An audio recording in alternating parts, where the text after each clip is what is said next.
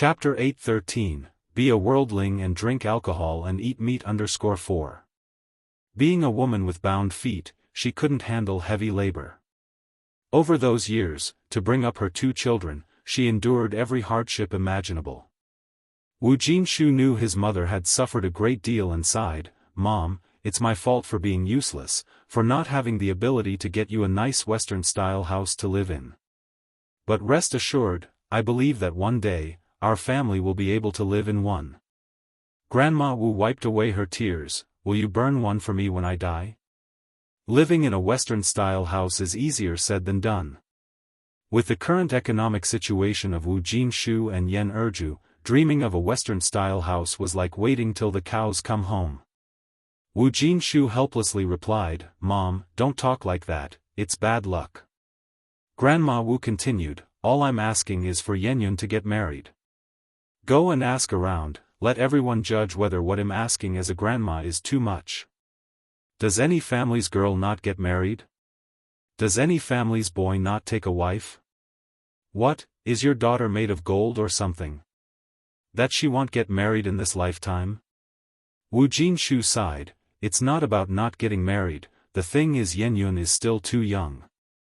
She's already 17, not 7. Grandma Wu retorted. "And you're not even her real father, you've done enough by raising her all these years." With a helpless sigh, Wu Jinshu said, "My dear mother. Why do you keep bringing this up?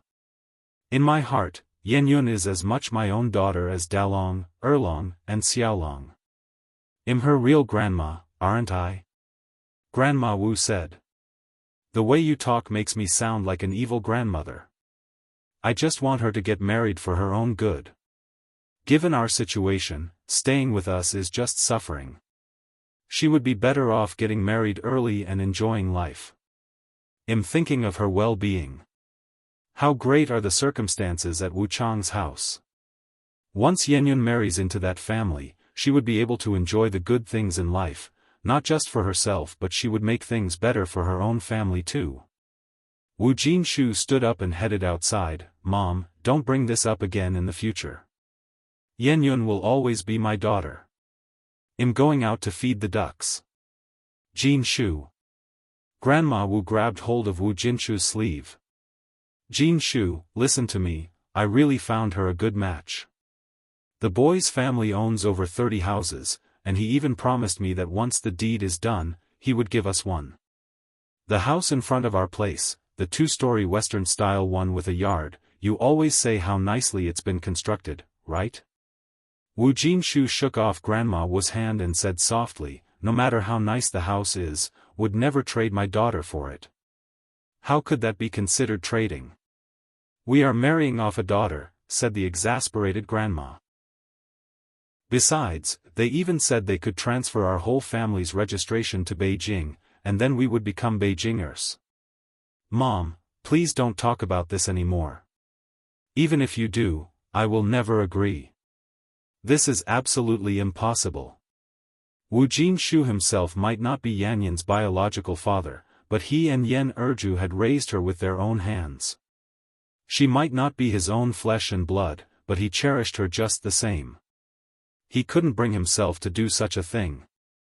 Wu Jinshu opened the door and left Grandma Wu's room. Watching Wu Jinshu's departing figure, Grandma Wu sighed deeply. She just couldn't understand. Was that adopted child really that important? More important than a Western-style house and her own son? She couldn't fathom what kind of father Wu Jinshu was. After all, she wasn't trying to harm Yenyun. She was looking to secure her a life of comfort. Most people couldn't even dream of marrying someone like Wu Chang. A child doesn't stay under parents' control forever. Grandma Wu wiped away her tears, recalling the hardships of her past and the grievances of the present. The more she thought about it, the sadder she became, crying so much that her eyes swelled. When she was young, she went without food and clothes. Now that she was old, she was still depriving herself. What for? For this family, for the children. But no one appreciated her efforts. They were all good people, and she was the only bad one. No, This time she would have that Western-style house, or else she couldn't die in peace. Seeing Wu Jinshu emerge from Grandma Wu's room, Yan Erju tugged at his sleeve. What was Mom talking to you about? It seemed so secretive, with the door shut and all. To avoid friction between mother-in-law and daughter-in-law, of course, Wu Jinshu couldn't tell the truth. He pulled out 2 egg cakes from his pocket. You know how my mom is. She's always worried that I'm suffering. Someone gave her 2 egg cakes, and she insisted on giving them to me. You take them to eat. I'm a grown man, I can't stomach such rich food. Chapter 8:14, Be a worldling and drink alcohol and eat meat. 5. Erju Yen stuffed the egg cake back into her husband's hand. You keep what's given to you. Your health has always been poor. Jinshu Wu smiled. All right, then we'll each have one. Erju then asked, Didn't Mom say anything else to you? No, Jinshu answered. What could an old woman who never leaves the house possibly have to say? Erju figured that made sense, so she didn't press further. Then I'll take this egg cake to Xiaoyun. Erju was very fond of her daughter Yenyun. No matter what goodies she had, her 2 sons would have to step aside. The first person she thought of was always her daughter Yenyun. On the other side, Mr. Du quickly caught up with Ni Yang. Why are you here? Ni Yang looked back, puzzled. Twisting his Buddha beads, Mr. Du said, Your master is worried about you going up the mountain alone. Ni Yang grinned. What's there to worry about? Can a big living person like me get lost? Mr. Du, please go back. Mr. Du took a step forward. I do not make promises lightly. Since I've agreed to your master, I won't let him worry. Hurry up then, it's about to get dark. Hearing this, Ni Yang had no choice but to follow. Soon enough, the 2 of them entered the mountains. It had rained the previous night. The mountain air was incredibly fresh, with unknown flowers blooming among the grass, looking gorgeous. As she walked, Ni Yang picked flowers. In no time, she gathered a large handful, the dazzling colors complementing her jade-like face. It was truly a case of the lady being lovelier than the flowers. Mr. Du followed behind. Didn't your teacher ever teach you to protect plants and flowers? Ni Yang placed the flowers into her basket. Didn't your teacher ever teach you to be more flexible in your thinking? The ancient said, if you have flowers, you should pick them before they wilt, don't wait for the branches to become bare. Mr. Du was speechless. This young girl always managed to leave him at a loss for words.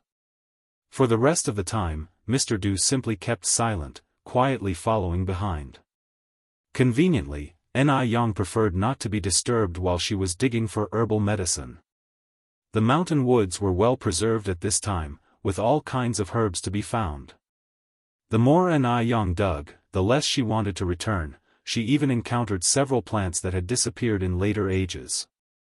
Mr. Du leaned against a pine tree, half closing his eyes, slowly twirling the Buddha beads in his hand. At that moment, he suddenly opened his eyes and said to Ni Yang, Don't move. Above Ni Yang, in the branches of a tree, coiled a bamboo viper, flicking its tongue. The bamboo viper was a terrifyingly venomous snake. A single bite could be crippling, if not fatal. Just as Mr. Du was about to make a move, Ni Yang swiftly stood up and with lightning speed, grasped the 7-inch of the viper, even faster than the snake itself. It was a second that could make one's heart race. Holding the viper's 7-inch in one hand, Ni Yang drew a shining dagger from her waist with the other, deftly extracted the snake gall, popped it into her mouth, and swallowed it whole. It was incredibly cool. The whole scene left Mr. Du open-mouthed in astonishment. Was she really a woman? Mr. Du began to doubt Ni Yang's gender. Over the years, Mr. Du had seen girls from all over Jiangnan, but he had never seen any quite like Ni Yang. Able to fight, skilled in medical arts, adept at collecting herbs, and unafraid of snakes. And then to swallow a snake gall whole. Are these things that a girl should do? Yet Ni Yang had done just that. Having smoothly swallowed the snake gall, Ni Yang looked up at Mr. Du, snake gall is a valuable thing. It can dispel wind and dampness, cool the eyes, detoxify prickly heat, and it's highly nourishing. Want to try one? Though she had just killed a snake, not a trace of blood stained her hands.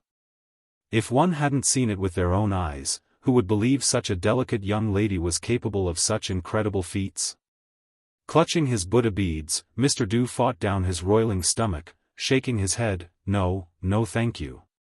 Seeing Mr. Du's pale face, Ni Yang laughed, are you really the Mr. Du who's feared by both men and ghosts in the foreign districts? Is it so scary to swallow a snake gall? Mr. Du, on the way down the mountain, Ni Yang caught a wild chicken with shiny feathers. Just when Mr. Du thought Ni Yang would comment on the chicken's beauty, she directly said, "This beautiful wild chicken will make the most delicious roasted chicken." Mr. Du's mouth twitched. Why on earth did Master Wang ask him to protect Ni Yang? Chapter 8:15, Be a commoner, drink alcohol and eat meat. 6. The protected ones should be the small animals in the mountains. Fortunately, Ni Yang only came to pick some herbal medicine. If Ni Yang lived in the mountains year-round, wouldn't she scare away all the small animals? While walking, Ni Yang suddenly stopped. Master Du did not expect her to stop so abruptly and bumped right into a human wall, nearly falling as his steps wavered. A pale hand quickly grabbed his wrist and then just as swiftly let go. Watch where you're going. Master Du steadied himself. What happened? Ni Yang looked around. It seems we're lost. By this time, the sky had gradually darkened, and various sounds of small animals echoed through the forest, which would certainly make anyone with a faint heart tremble with fear.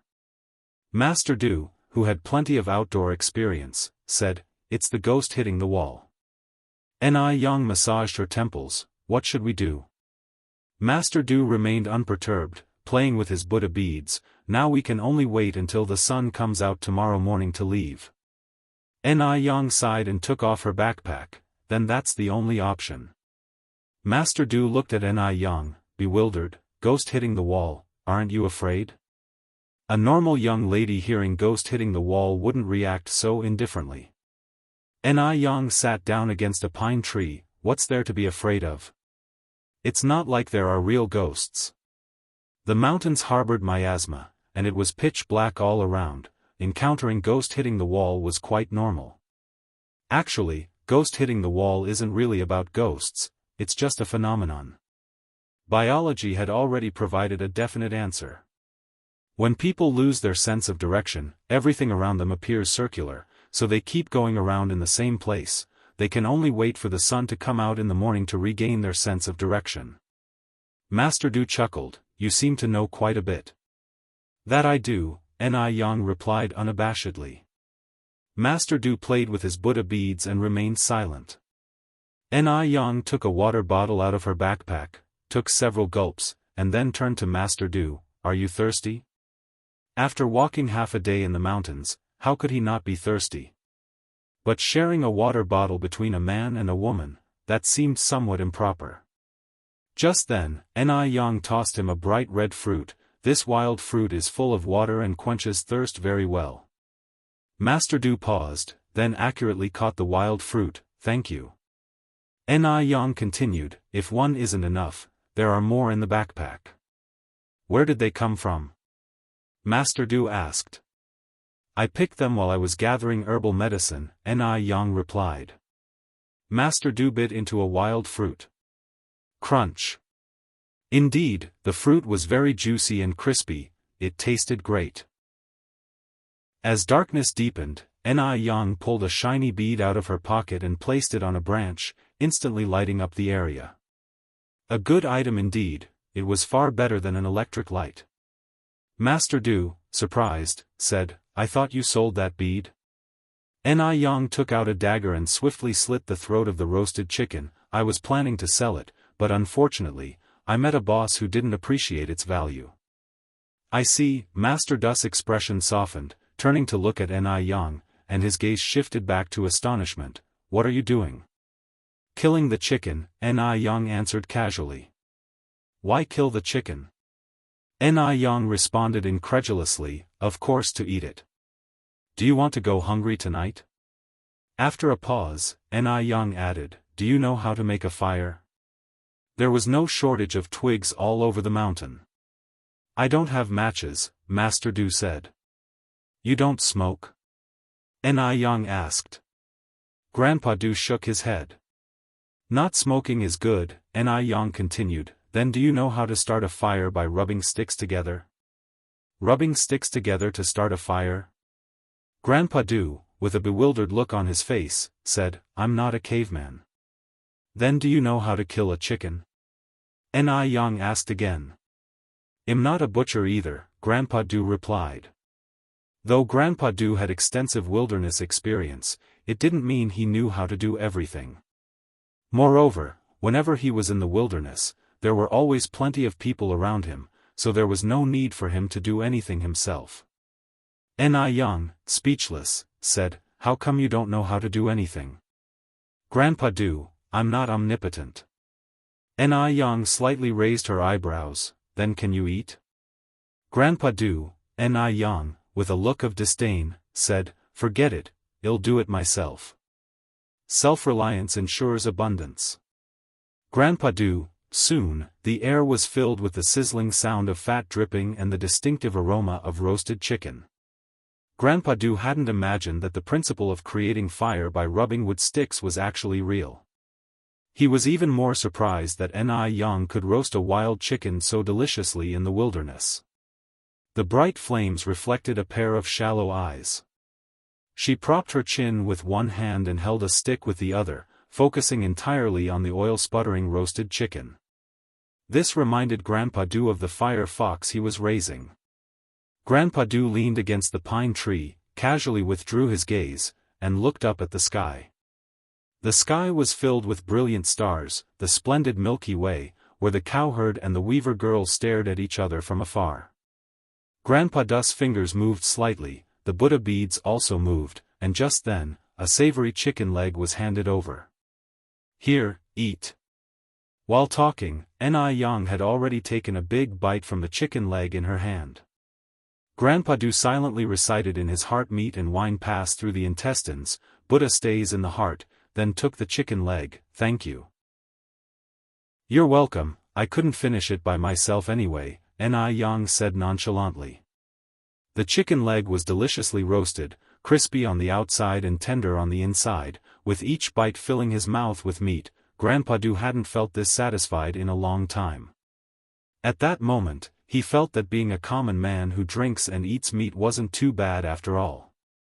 After finishing the roasted chicken, Ni Yang sighed, I wonder if my master and mistress are worried. After all, she hadn't returned for the night. They probably aren't, Grandpa Du said. Why? Ni Yang turned to look at Grandpa Du. Grandpa Du, twirling the Buddha beads, said, I think, when Mr. Wang asked me to come with you, he already anticipated the ghost hitting the wall. After all, Mr. Wang lived at the foot of the mountain, and he must be very familiar with the conditions in the mountain. He was so worried about Ni Yang probably because he feared that she would be frightened if she encountered the ghost hitting the wall alone. Ni Yang stood up and said, that makes sense. I won't talk anymore, I'm going to sleep. Grandpa Du was momentarily taken aback, where was she going to sleep? Before Grandpa Du could react, Ni Yang efficiently climbed up a tree and lay on the trunk, her arms crossed, good night. However, as she lay down, her hair accidentally caught on a branch. Snap, a calligraphy brush fell by itself. Thousands of black hairs cascaded down instantly, spilling over the tree trunk, and beneath the black hair was a face delicately stunning. Ni Yang had no choice but to sit up from the tree trunk, and looking down at Grandpa Du, she extended her hand, trouble you to pick up the calligraphy brush for me. Grandpa Du bent down to pick up the brush and tossed it up. Ni Yang caught the calligraphy brush precisely, thanks. No trouble, Grandpa Du replied, his facial expression unchanged. Chapter 8:16, The Truth. Ni Yang sat steadily on the tree trunk, using a brush to secure her long hair behind her head, revealing a face as clear and refined as a painting. Her long black hair instantly disappeared between her pale fingers, which surprised Mr. Du. A tiny brush, yet so magically effective. A strand of hair mischievously slid from her forehead, and Yang casually swept it back and yawned, "I'm so sleepy, I'm going to sleep now." "Mr. Du, you should sleep early too." As she spoke, Yang lay down on the tree trunk. Fortunately, she hadn't worn a cheongsam today, otherwise it would have been really inconvenient. Mr. Du sat under the tree, picking up a few dry branches and placing them on the blazing bonfire, the new wood causing sparks to fly. The two, one above and one below the tree, coexisted in extreme harmony. After a while, Yang's even breathing could be heard from above the tree. Actually, there were still many large wild animals in the mountains at this time, but because of the bonfire burning here, no wild animals dared to approach. Mr. Du lazily leaned against the tree trunk, half squinting his eyes, twirling Buddha beads in his hand. It was unclear whether he was asleep or not. Yet, the bonfire below the tree kept burning until daybreak. Time passed, and in the blink of an eye, it was the next morning. The golden morning sun shone through the gaps in the tree leaves, casting a misty golden light in the forest, giving a lively and vibrant feel. Yang slowly opened her eyes, looked at the tender green leaves above her, was momentarily bewildered, then sat up from the tree trunk, stretched her limbs, and loosened her muscles. A bit more awake, Yang looked down from the tree. Mr. Du, who had been sleeping under the tree, was nowhere to be seen, and only a few sparks still flickered on the nearby bonfire. Where could he have gone so early in the morning? Eaten by a tiger? Yang frowned slightly, and just then, Mr. Du came from not far away with two plump stream fish skewered on a branch he carried. So he wasn't eaten by a tiger after all. Yang waved at him, "Good morning." "Morning." Mr. Du placed the stream fish down and then said, "There are two small streams if you turn left not far from here. Do you want to go wash up?" "Really?" Yang jumped down from the tree trunk stably and landed firmly. "Did you catch this fish?" "Yes." Mr. Du nodded. "I didn't expect you to be able to fish," Yang continued. "I'll go wash up first. Let's have grilled fish for breakfast." "Give me the fish, I'll take them and prepare them." "Prepare?" Mr. Du asked puzzledly, "Isn't it just grilled directly?" Yang helplessly shook her head. "You must be one of those aristocrats who don't concern themselves with worldly matters." No, rather, a wealthy noble, not to know such basic life skills."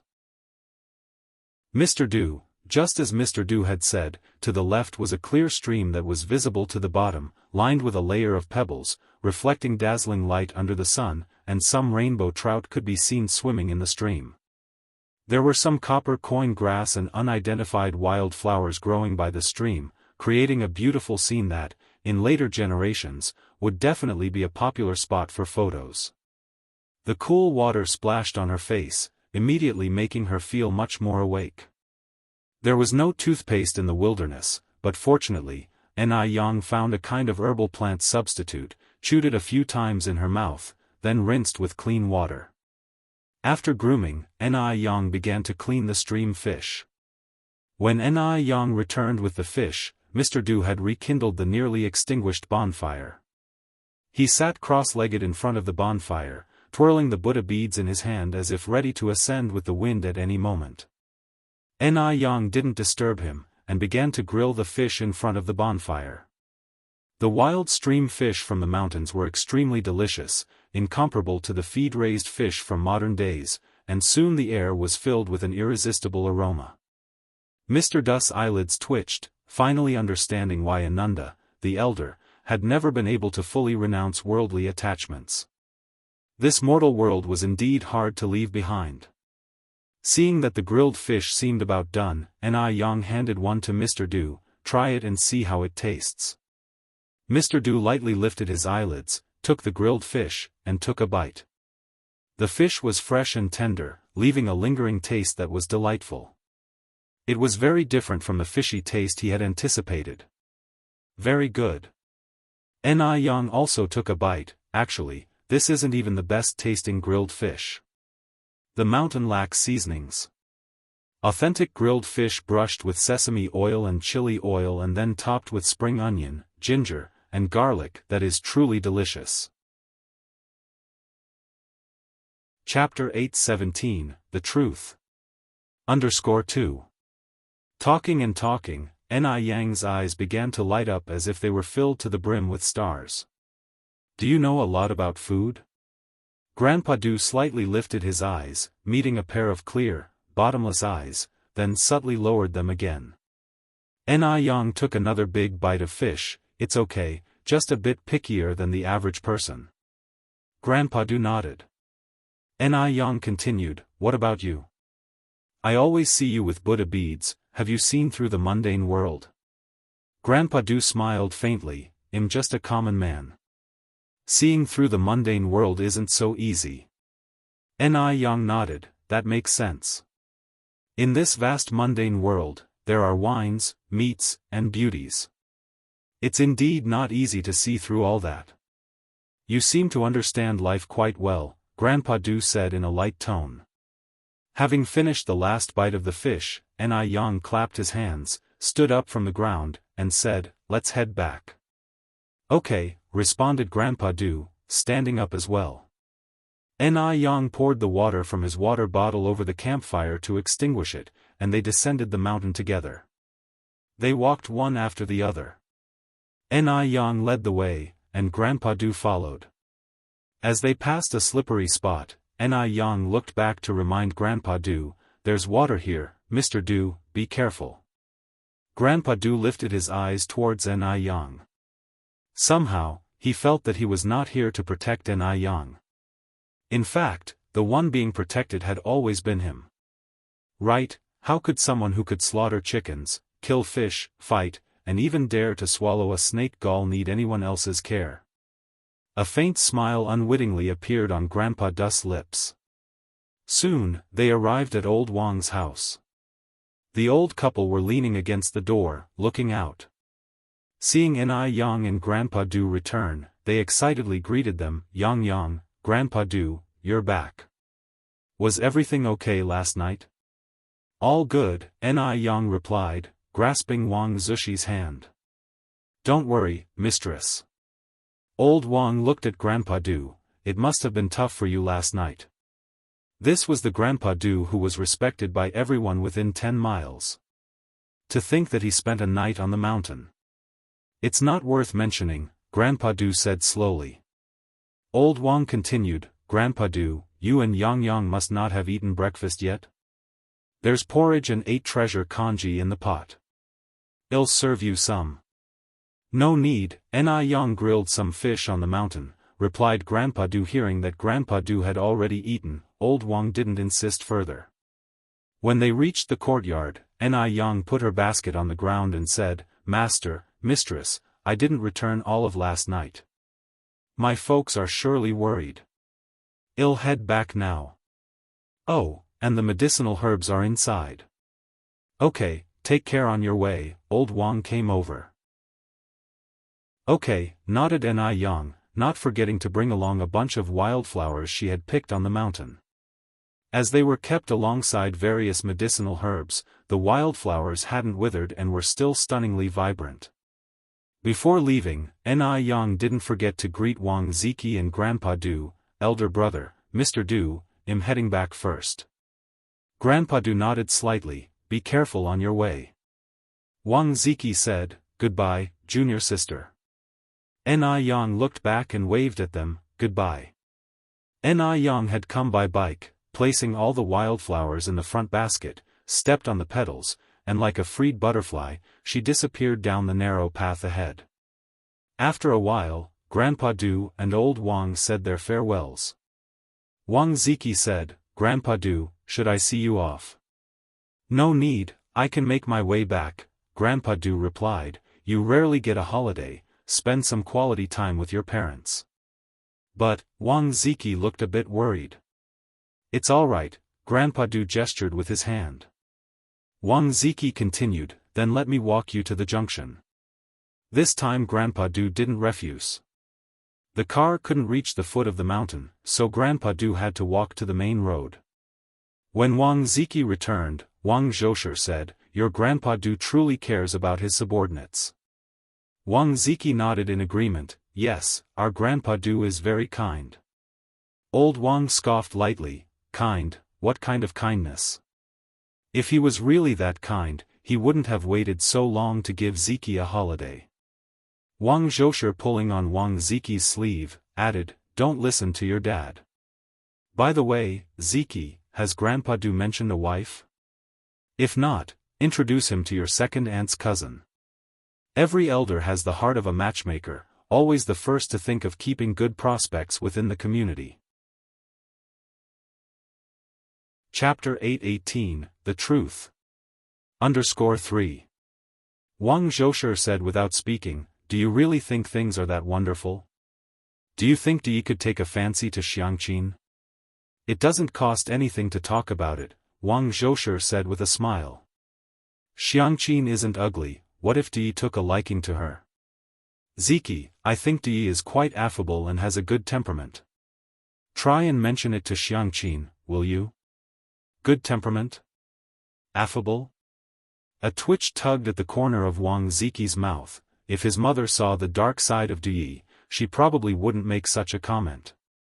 Seeing that Wang Ziki was silent, Wang Zhoushe became unhappy. "What's wrong with you, child? Mom is talking to you. Does Di have a wife or not? Xianxia is your cousin, and yet you're not taking this to heart at all." Only then did Wang Ziki react. "Di only has 2 concubines, no official wife." Concubines? Wang Zhoushe thought she was hallucinating. "How long has it been since liberation, and your Di actually still has 2 concubines? Ziki, are you sure you're not mistaken?"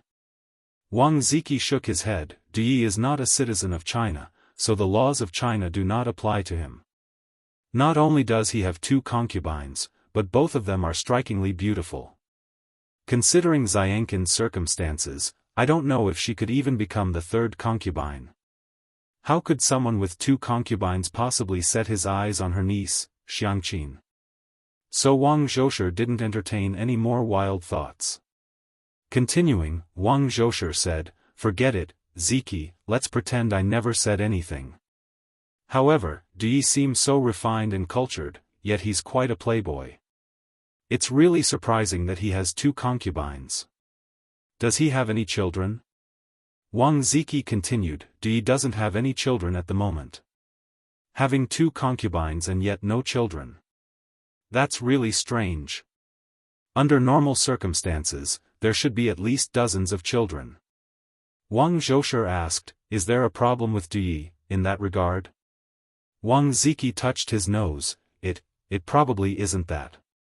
Wang Zhoushe narrowed her eyes. "I believe it's definitely something wrong with your Di, otherwise, those 2 concubines wouldn't be without children." Unable to continue the conversation, Wang Ziki said, "I'm going to help Dad dry the herbal medicine." When Ni Yang got home, she happened to meet Ni Tsuehua and Shengguan Dehui hurrying out. "Dad, Mum, where are you going?" Ni Yang parked her bike on the side. Ni Quihua's eyes lit up and she immediately ran over, grabbing Ni Yang's wrist. Yang, you're back. Where did you go last night? You kept your dad and me up all night." Shengguan Dehui said, "If you had come back any later, your mum and I would already be at the police station by now. If it weren't for the rule that one cannot report a disappearance until 24 hours have passed, they would have already called the police." Ni Yang said very apologetically, "I'm sorry, Dad, Mum, for making you worry. I went to my master's place, got held up with something, there's no phone service up in the mountains, it won't happen again next time." Shengguan Dehui continued, "It's fine as long as you're okay, let's go inside." Ni Yang nodded and followed Shengguan Dehui and Ni Tsuehua inside. Because they didn't want to worry the old couple, Ni Tsuehua and Shengguan Dehui didn't tell Grandfather Zheng and Grandmother Zheng that Ni Yang had not come home all night, instead telling them that Ni Yang had gone to a classmate's house to play. Little Ni Yun saw Ni Yang returning, and with a swoosh, she jumped out of Grandmother Zheng's arms. "Sister! Sister's back! Little Yun Yun!" Ni Yang picked up little Ni Yun. Chirp chirp, Yang Yang. Duo flew in from the window and landed on Ni Yang's shoulder. Yang Yang? Was that Yang Yang call from Duo just now? Ni Yang looked at Duo with delight. Duo, can you talk now? Duo rubbed its little head against Ni Yang's chin. Yang Yang. So Duo really could talk now. Grandfather Zheng and Grandmother Zheng were also very surprised. This little bird is so smart. Ni Tsuhua came over to tease Duo, say it again. Yang Yang. Duo called out with its voice raised again. Ni Tsuhua laughed as well. Then call out Yun. Yang Yang. Indeed, Duo could talk, but it didn't say everything, it only knew Yang Yang. Zheng Xianjing came downstairs and, looking at this joyful family scene, her eyes filled with resentment. This was her home. This was where she had lived since she was a child, so why should these people take it over? Chapter 819, The Truth. _4. And that dead bird. It screeches all day long, annoying me to death. Just wait, one day it will turn into a real dead bird. Sister Xianjing, little Ni Yun, who liked Zheng Xianjing more, ran over to her with her little short legs. Sister Xianjing, have some candy. This was little Ni Yun's favorite candy. Usually, she wouldn't give it to anyone except Ni Yang. Thank you, Yun. Zheng Xianjing's face was full of smiles as she took the candy. Little Ni Yun reached out her hand to Zheng Xianjing. Sister, hug. A hug? If you asked Zheng Xianjing who she hated most in this family, little Ni Yun was certainly one of them. Because the Zheng family's old master and old mistress really adored this wretched girl too much. Zheng Lingling had told her that when she was young, the old master wouldn't even glance at her, but now he took little Ni Yun out for a walk every day. His kindly appearance seemed like he had turned into another person. Was this wretched girl doing this on purpose? Did she know that she hated her and that's why she came running over to be hugged? Did she think she was some great treasure? That everyone in the Zheng family had to revolve around her? Zheng Xianjing suppressed the overwhelming jealousy and picked up little Ni Yun. Yun is so cute. Although she called her cute, her eyes were filled with venom. Little Ni Yun looked at Zheng Xianjing, then struggled to get down. Let me down, I want down. Zheng Xianjing put down little Ni Yun. Little Ni Yun quickly ran over to Ni Yang. Sister, hug. Ni Yang bent down and picked up little Ni Yun. Little Ni Yun was so scared that she tightly wrapped her arms around Ni Yang's neck, whispering, Sister, I'm scared. Don't be afraid. Ni Yang soothed little Ni Yun gently. Little Ni Yun rested her head on Ni Yang's shoulder and dared not look at Zheng Xianjing again. Zheng Xianjing narrowed her eyes slightly. She just knew this wretched girl did it on purpose. She did it on purpose, making the old master and old mistress dislike her. Damn wretch. Zheng Xianjing clenched her fists, but a smile crept onto her face as she continued, Yang Yang is back. Last night you didn't come home, Auntie and Uncle were so worried. From now on you must let everyone know where you're going, otherwise, the family will be very anxious, won't they? Ni Yang nodded. Yes, you're right, Sister Xianjing. Seeing that the old master and old mistress had no reaction to this conversation, Zheng Xianjing became even more furious. If it had been her staying out all night, the old mistress would surely have scolded her. But now that it was Ni Yang, she had no reaction at all, not even pretending to care. That was the difference between a real granddaughter and an outsider. Ni Yang, not bothering with Zheng Xianjing, went upstairs with little Ni Yun to see Zheng Suyu. She had almost figured out the 13 ghost points, and the next task was to heal Zheng Suyu, the only person who knew the truth. Ever since Wu Jinshu rejected Grandma Wu yesterday, she had fallen ill in bed today, huffing with anger. Wu Yenyun came to bring Grandma Wu lunch. Grandma, time to eat. Seeing Wu Yenyun enter, Grandma Wu immediately turned around, her back facing Wu Yenyun. "I'm not hungry, take it back." She couldn't face Wu Yenyun right now. Seeing her made her think of that small Western-style house with a courtyard in front. That should be the Wu family's house, but now, others were living there. Grandma Wu felt her heart clenching in pain. Wu Yenyun sighed, "You should eat a little, otherwise, your body won't hold up." "You go out," Grandma Wu said. Just then, footsteps sounded outside. "Mom! Mom!" Hearing this voice, Grandma Wu suddenly forgot everything, sat up from the bed. Jean, in here. In here." A neatly dressed middle-aged woman came in from outside. "Mom, why are you sleeping in the middle of the day?" This woman was Grandma Wu's younger daughter, Wu Jinjin. Wu Jinjin's fate was relatively good. She married a local man from Beijing, and their life was quite decent. Although their life was acceptable, they could only fend for themselves. Wu Jinjin was a filial daughter who often bought delicious foods to visit Grandma Wu. Wu Yenyun immediately politely greeted, "Hello, Aunt." Wu Jinjin nodded. "Yenyun." After speaking, she continued, "Yenyun, why don't you go out and play with your brothers? I'll take care of Grandma." "All right." Wu Yenyun nodded and walked towards the door. Chapter 820, The Truth. _5. Wu Jinjin closed the door after Yenyun left and immediately took out 2 chicken legs wrapped in oil paper from her bag. "Mom, these are the chicken legs I saved especially for you. You should eat them while they're still warm, and make sure none of those kids see them." Having chicken legs, Grandma Wu certainly didn't want to eat them herself. She wanted to save them for Wu Jinshu and her 2 grandsons. Although her son was somewhat disobedient, she was still a mother. How many mothers would hold a grudge against their son? Grandma Wu carefully put away the chicken legs. "I just had dinner and can't eat any more right now. I'll save them for later." Wu Jinjin did not know Grandma Wu's cautious thoughts and continued, "Mom, what's going on with you? Lying in bed in the middle of the day, are you feeling unwell?"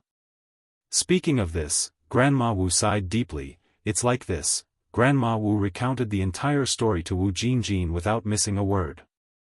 Wu Jinjin, surprised, said, "Such a great opportunity and my brother disagrees?" Wu Lan's family conditions, in high society, might only be considered ordinary, but compared to families like Wu Jinjin's and Wu Jinshu's, they were definitely wealthy. For Yenyun to marry into such a family would be marrying above her status. Grandma Wu said, "That stubborn brother of yours, he says he won't sell his daughter." Wu Jinjin grabbed Grandma Wu's hands. "Mom, you can't listen to my brother on this. While you're still here, you should be the one calling the shots. Not to mention Yenyun isn't even my brother's biological child. Even if she were, marrying into such a well-off family would be a huge stroke of luck for her. If it were someone else, they might not even be able to marry so high."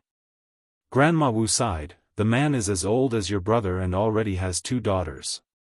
Your brother probably feels pity for Yenyun marrying into a family and becoming a stepmother. Being a stepmother is not easy these days." Wu Jinjin said, "What about being a stepmother? Who you marry is who you marry. Rather than marrying some poor guy, it's better to marry someone with good conditions and later become a wealthy lady." Times have changed. Back in the day, decent families' daughters still became concubines to landowners and rich merchants. There were even old men at 80 marrying 18-year-old girls. At only 35, he's not old at all. In Wu Jinjin's eyes, these weren't problems at all. If she hadn't married, she would have even considered marrying in place of Yenyun. She was sick of struggling through poverty, which is why she had promptly found a local man from Beijing to marry. Even the poorest local man from Beijing lived better than countryside folks. Grandma Wu holding onto Wu Jinjin's hand, "If only your brother could think like you." Wu Jinjin speechlessly said, "Why care about my brother? Yenyun is your eldest granddaughter. Even if you make this decision for my brother, he can't do anything to you. After you've raised him through such difficult times, is he going to deny you as his mother?" Wu Jinjin was young but full of cunning ideas. Learning that her niece could marry into such a good family, of course, she couldn't miss this opportunity. Jinjin, now you're the only one I can rely on. Tell me, Mom, what should I do? Grandma Wu eagerly held Wu Jinjin's hand. Wu Jinjin smiled. Mom, listen to me, Wu Jinjin whispered a lot into Grandma Wu's ear.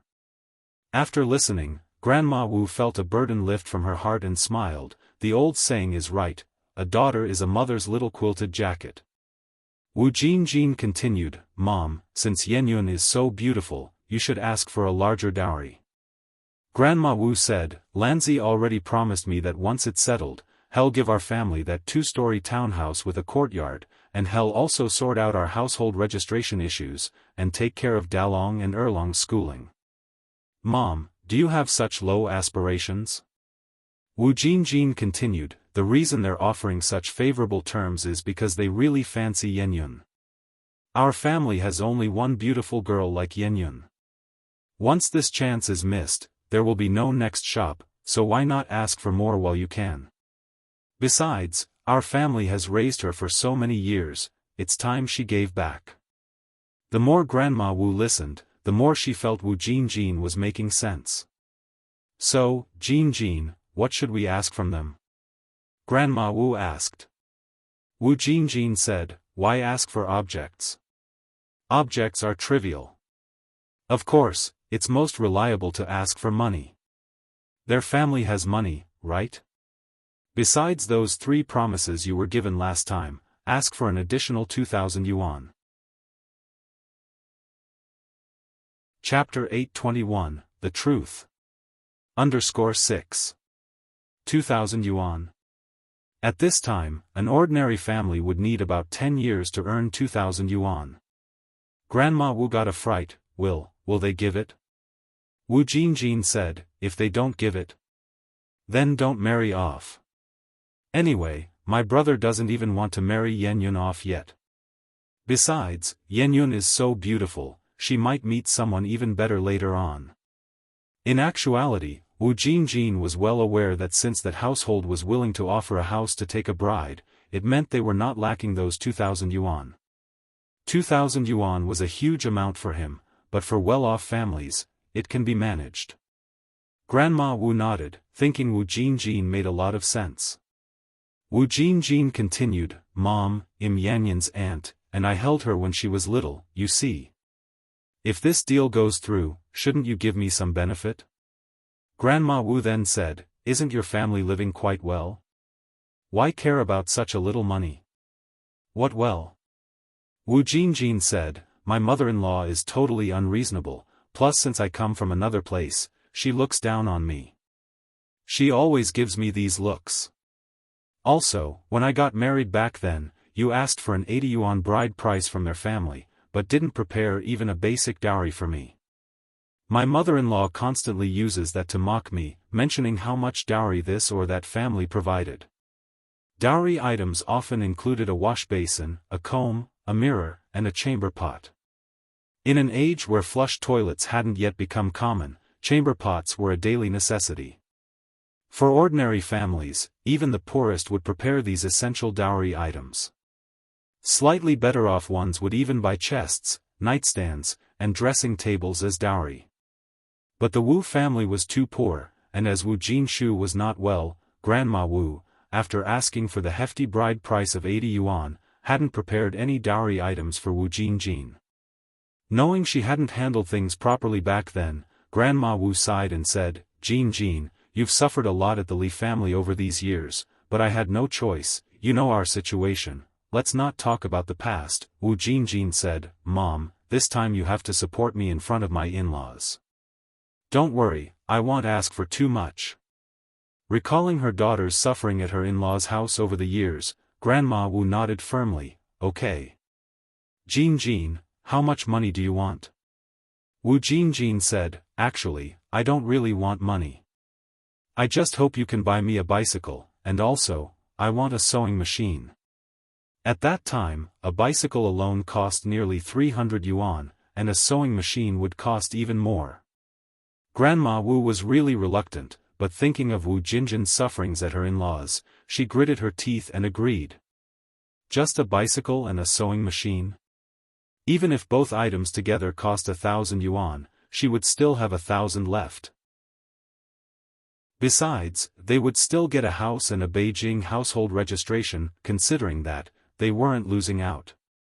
Seeing that Grandma Wu agreed, Wu Jinjin was very happy. "Mom, that settles it then, you really mustn't regret this." "Don't worry, I won't regret it," said Grandma Wu. "That's great." Wu Jinjin said, "Let's get going. We will visit Wu Lan's place now." "Why are we going to Wu Lan's?" asked Grandma Wu. "Since the matter is settled, it's time to finalize the wedding date." Wu Lan replied, "Sooner rather than later.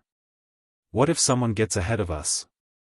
Wu Lan's brother is such a catch, I'm sure many people have their eyes on him." Hearing this, Grandma Wu quickly got out of bed. All right, let's go." Wu Yenyun knew why her grandmother was so angry. She probably resented her for eating too much. With not a lot to go around, one more person eating was just additional burden. Wu Yenyun sat in the courtyard, looking up at the sky, and let out a deep sigh. Just then, she saw Grandma Wu and Wu Jinjin hurrying out. "Grandma, Aunt, where are you going?" Wu Yenyun immediately stood up.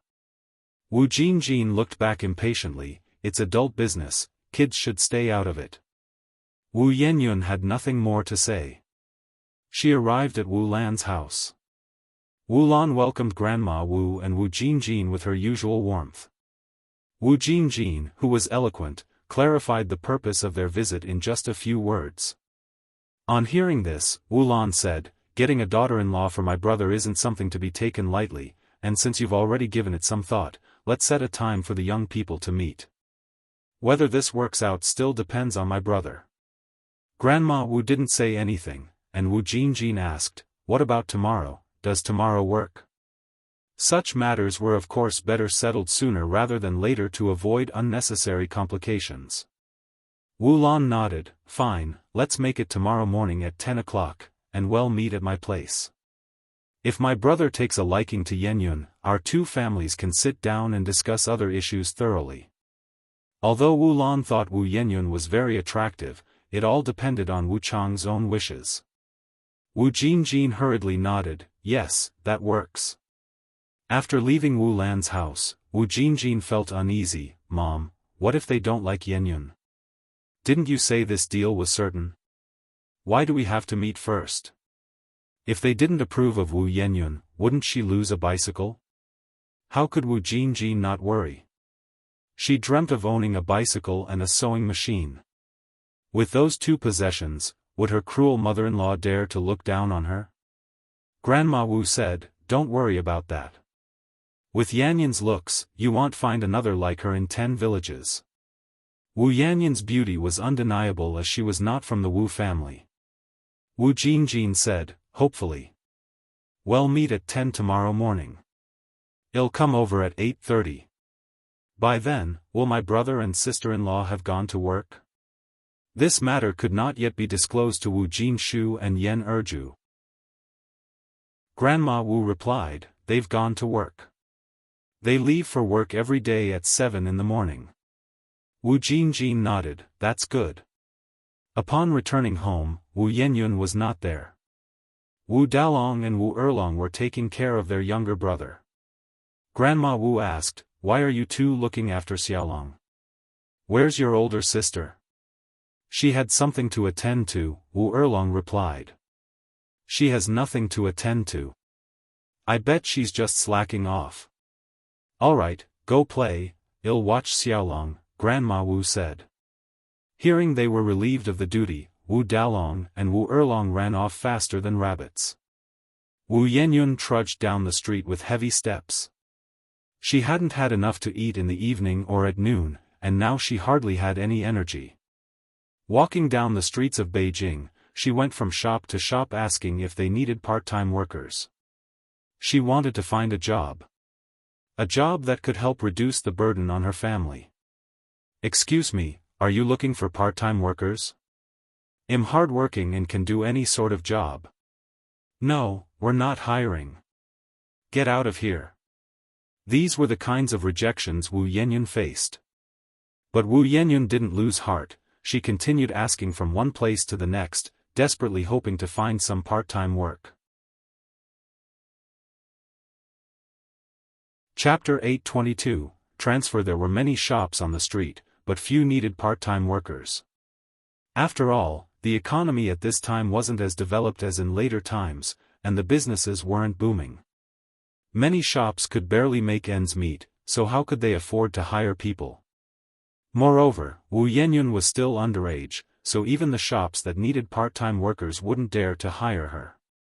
As she walked, Wu Yanyan came across a noodle restaurant with a long queue at the entrance, and next to it was a milk tea shop, both swarming with people. Business was booming. The milk tea shop was called New York Milk Tea, and the noodle restaurant was called Sour Fish Noodle Restaurant. Both establishments had become popular in Beijing over a year ago and had spawned many imitators in Beijing streets, yet the originals had never been surpassed.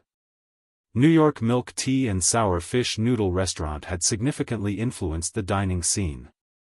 Wu Yanyan entered the restaurant where two aunties were efficiently cleaning the tables. "Auntie, do you hire part-time workers?" The aroma inside the restaurant was so tantalizing that Wu Yanyan couldn't help but swallow saliva. Your business is thriving for a reason. Coincidentally, the store Wu Yanyan visited was managed by Zhou Qingshang. Zhou Qingshang had a daughter about Wu Yanyan's age. "Girl, would you like to come work here?" "Yes," Wu Yanyan nodded in a hurry. "Auntie, don't worry, I can do anything. You can pay me whatever you think is appropriate. I really need this job." Zhou Qingshang then asked, "How old are you this year, young lady?" 17, Wu Yanyan replied. Zhou Qingshang's daughter, Wuxia Xianxia, was 16 and in her final year of junior high school. "Young lady, aren't you going to school?" Wu Yanyan shook her head. Zhou Qingshang had also faced tough times in the past. If it weren't for Ni Yang and her daughter coming to Jinghua village, Wuxia Xianxia probably would have dropped out of school by now. Seeing Wu Yanyan, she felt sympathy. "Just wait a moment for me, young lady." Zhou Qingshang quickly cleaned up the table and headed towards the kitchen. Wu Yanyan stood there waiting for Zhou Qingshang with a nervous heart. Zhou Qingshang soon came back with a bag in her hand. "Young lady, this is some leftover buns and noodles from our lunch. If you don't mind, you can take them home and eat, otherwise, it would just be a waste if we throw them away." "Thank you, auntie." Wu Yanyan took the bag with both hands. Wu Yanyan continued, "Young lady, we have never hired part-timers before, and am not sure if the boss will hire you. Come back tomorrow afternoon at 2 o'clock, and the boss will be here." Although Zhou Qingshang was now the store manager, hiring part-time workers wasn't something she could decide. Even more so since Wu Yanyan wasn't of age yet. She was afraid of causing trouble for Ni Yang. "Auntie, thank you. Thank you." Wu Yanyan held the bag and kept bowing to Zhou Qingshang. "You're welcome," Zhou Qingshang replied. "You should head back now, and come again tomorrow." Wu Yanyan left with the food in hand. Zhou Qingshang had given a lot. There were 10 meat buns and a large bag of soup noodles. Actually, these foods were not leftovers from lunch but were bought by Zhou Qingshang herself. Looking at Wu Yanyan's condition, she knew she hadn't eaten enough. Zhou Qingshang had also experienced being hungry before and knew how painful that could be. Wu Yanyan was very hungry and couldn't resist eating a meat bun as she walked. The meat bun was truly delicious, bursting with juice at each bite. The flavor of the meat bun lingered in her mouth. Wu Yanyan ate 3 buns in a row before gradually regaining her strength. Just then, a car suddenly rushed around the corner. Screech. The sharp sound of an emergency brake echoed, and Wu Yanyan's face instantly turned pale, frightened and collapsing to the ground, the noodles scattering everywhere. Fortunately, the car stopped just 0.1 millimeters away from her. Wu Yanyan swallowed nervously, thinking she was about to be hit a moment ago. Go and check. The man in the back seat, holding Buddha beads, spoke faintly. The sunlight shone through the car window and cast a faint glow on him, making the already ethereal and elegant man seem even more unreal. All right. The driver nodded, opened the car door, and stepped out. Are you all right, young lady? The driver walked over. Wu Yenyun couldn't care less about herself, crying out in distress, my noodles, my noodles. Those noodles were enough for a meal for her family, but now, they were all spilled. Chapter 823, Transfer_2. Bright sunlight cast her profile in a pale and delicate light. The man inside the car glanced back and just happened to catch this scene. He raised an eyebrow slightly, lowered the car window, and called out, Xiaoqing. Upon hearing this, the driver immediately ran over. Boss Du twirled Buddha beads in one hand and took out a banknote from his wallet with the other. Give this to her. All right. Xiaoqing took the banknote and walked over to Wu Yenyun. Young lady, stop crying and get up. This is from our boss Du, take it and go buy yourself a new bowl of noodles and buns. Before her eyes was a blue 100 yuan bill. The most common bills people saw at that time were the 10 yuan ones, also known as Big Unity. Ordinary families almost never saw a 100 yuan bill. The fact that this man gave out 100 yuan so freely suggested he was no ordinary person. Seeing that Wu Yenyun had no reaction, Xiaoqing stuffed the money into Wu Yenyun's hands and got back into the car. Wu Yenyun hurriedly lifted her head and saw a gentle and elegant profile through the fleeting car window. He was dressed in old-style traditional clothes, looking straight ahead, his handsome features set against a cool, snowy aura. Such people, who appear so cultivated, are actually the hardest to deal with. Wu Yenyun clutched the banknote tightly in her hand. Their family was indeed short on money at the moment. With this large sum of 100 yuan, they could do a lot. The streets bustled with people. After the black car disappeared, only Wu Yenyun remained sitting on the ground. A few stray dogs and cats ran over from not far away, quickly clearing the food remnants on the ground. Everything returned to normal as if nothing had happened. Wu Yenyun stood up from the ground and limped towards the grain and oil shop. She bought 100 pounds of rice in one go, along with 10 pounds of sesame oil, 50 pounds of flour, spending a total of 30 yuan. The shopkeeper even personally delivered these items to the Wu family. It may seem like a lot of goods, but with so many people in the Wu family, and their appetites larger at that time, these items wouldn't last very long, at most, half a month. When Wu Yenyun returned, Wu Jinshu and Yan Erju had already come back. Seeing the shopkeeper carrying bags of rice and oil into their house, Yan Erju pulled Wu Yenyun aside with a puzzled look. Xiaoyun, what's going on? Mom, this is for you. Wu Yenyun handed the remaining 70 yuan to Yan Erju and briefly explained the afternoon's incident. Yan Erju and Wu Jinshu paled when they heard that Wu Yenyun had almost been in a car accident. Xiaoyun, are you all right? Wu Yenyun shook her head. Mom and Dad, don't worry, I'm fine. That's good, Yan Erju continued. But you need to be more careful in the future, especially when crossing the street. You can't be this lucky every time. Wu Jinshu said, your mother's right. You can't be this lucky every time. What if the car had hit you badly? How would our family cope? We can earn money back, but you have to understand that no amount of money can buy back a life. What's priceless in this world? Life is priceless. Wu Yenyun nodded. Mom and Dad, I understand. Wu Erlong added from the side, Mom and Dad, with this money, can sister go to school now? Yan Erju gave a bitter smile. How could this money be enough? Just the tuition for one semester was 98 yuan, plus miscellaneous fees and food, it all added up to 138 yuan. That was why in the 1980s, so many dropped out after middle school. Wages were low. To send one child to school could deplete a family's entire savings. Not like later generations, where 9 years of compulsory education was fully implemented. Not only was school free, there were scholarships and subsidies for students in need. Thus, those who lived through this era were very frugal in later times. Wu Dalong continued, "Is it enough for Erlong and me to go to school?"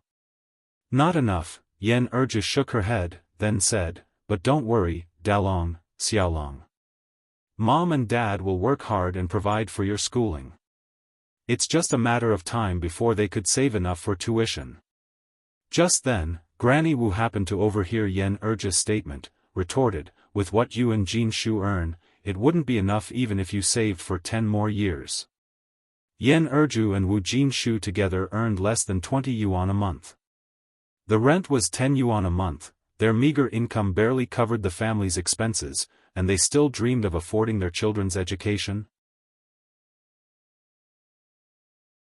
Chapter 824, Transfer_3. Dream on. The family was already living like this, yet Wu Jinshu stubbornly refused to marry off his daughter. He didn't even consider his own abilities. Fortunately, she was still clear-headed and able to make decisions for the household, otherwise, Wu Jinshu and Yan Erju would have dragged the whole family down. Upon hearing this, Yan Erju's expression darkened. Then she said, "Mom, are you hungry? I'll go cook some dinner. Tonight we'll have aromatic white rice." In later generations, rice was a common food, but in this era, struggling families could hardly afford a meal of white rice. Yan Erja's family normally only ate coarse rice. Coarse rice, meant for feeding chickens and ducks, was hard and astringent, choking the throat and causing pain. And even this coarse rice wasn't enough to go around. Grandmother Wu glanced at Yan Erju. Where did the money come from to buy white rice? Yan Erju explained the situation to Grandmother Wu. Grandmother Wu said, "Just 100 yuan makes you this happy?" Wu Yenyun could exchange for a small Western-style house plus 2,000 yuan. How happy would Yan Erju be then? After Grandmother Wu left, Yan Erju tugged at Wu Jinshu's sleeve. "Why do I feel like Mom was a bit strange today? She didn't even care about 100 yuan. If others heard, they might think our family is rich." Wu Jinshu wasn't concerned. "That's just how my mom is, probably just in a bad mood today." Yan Erju didn't dwell on it and turned to Wu Yenyun. "Xiaoyun, go rest for a bit. I'll make dinner today."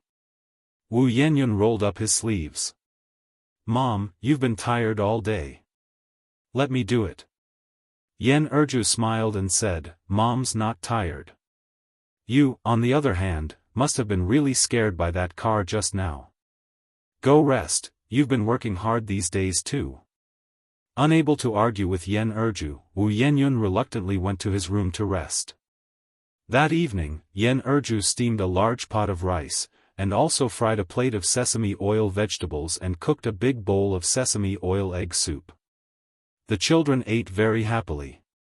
Wu Yenyun also unusually had a full meal that shocked him, especially since Grandmother Wu didn't give him any looks during the meal.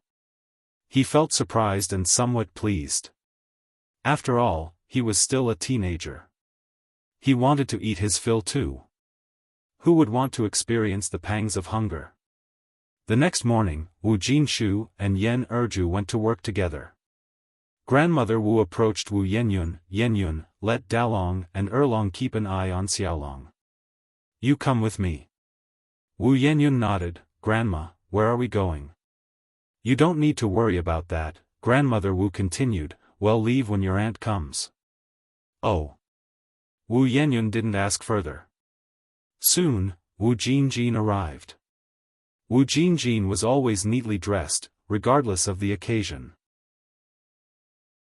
Especially today, she had even brought out clothes preserved for special occasions and wore a pair of silver earrings she donned only during the new year. "Yenyun, I brought a dress for you. Try it quickly to see if it fits.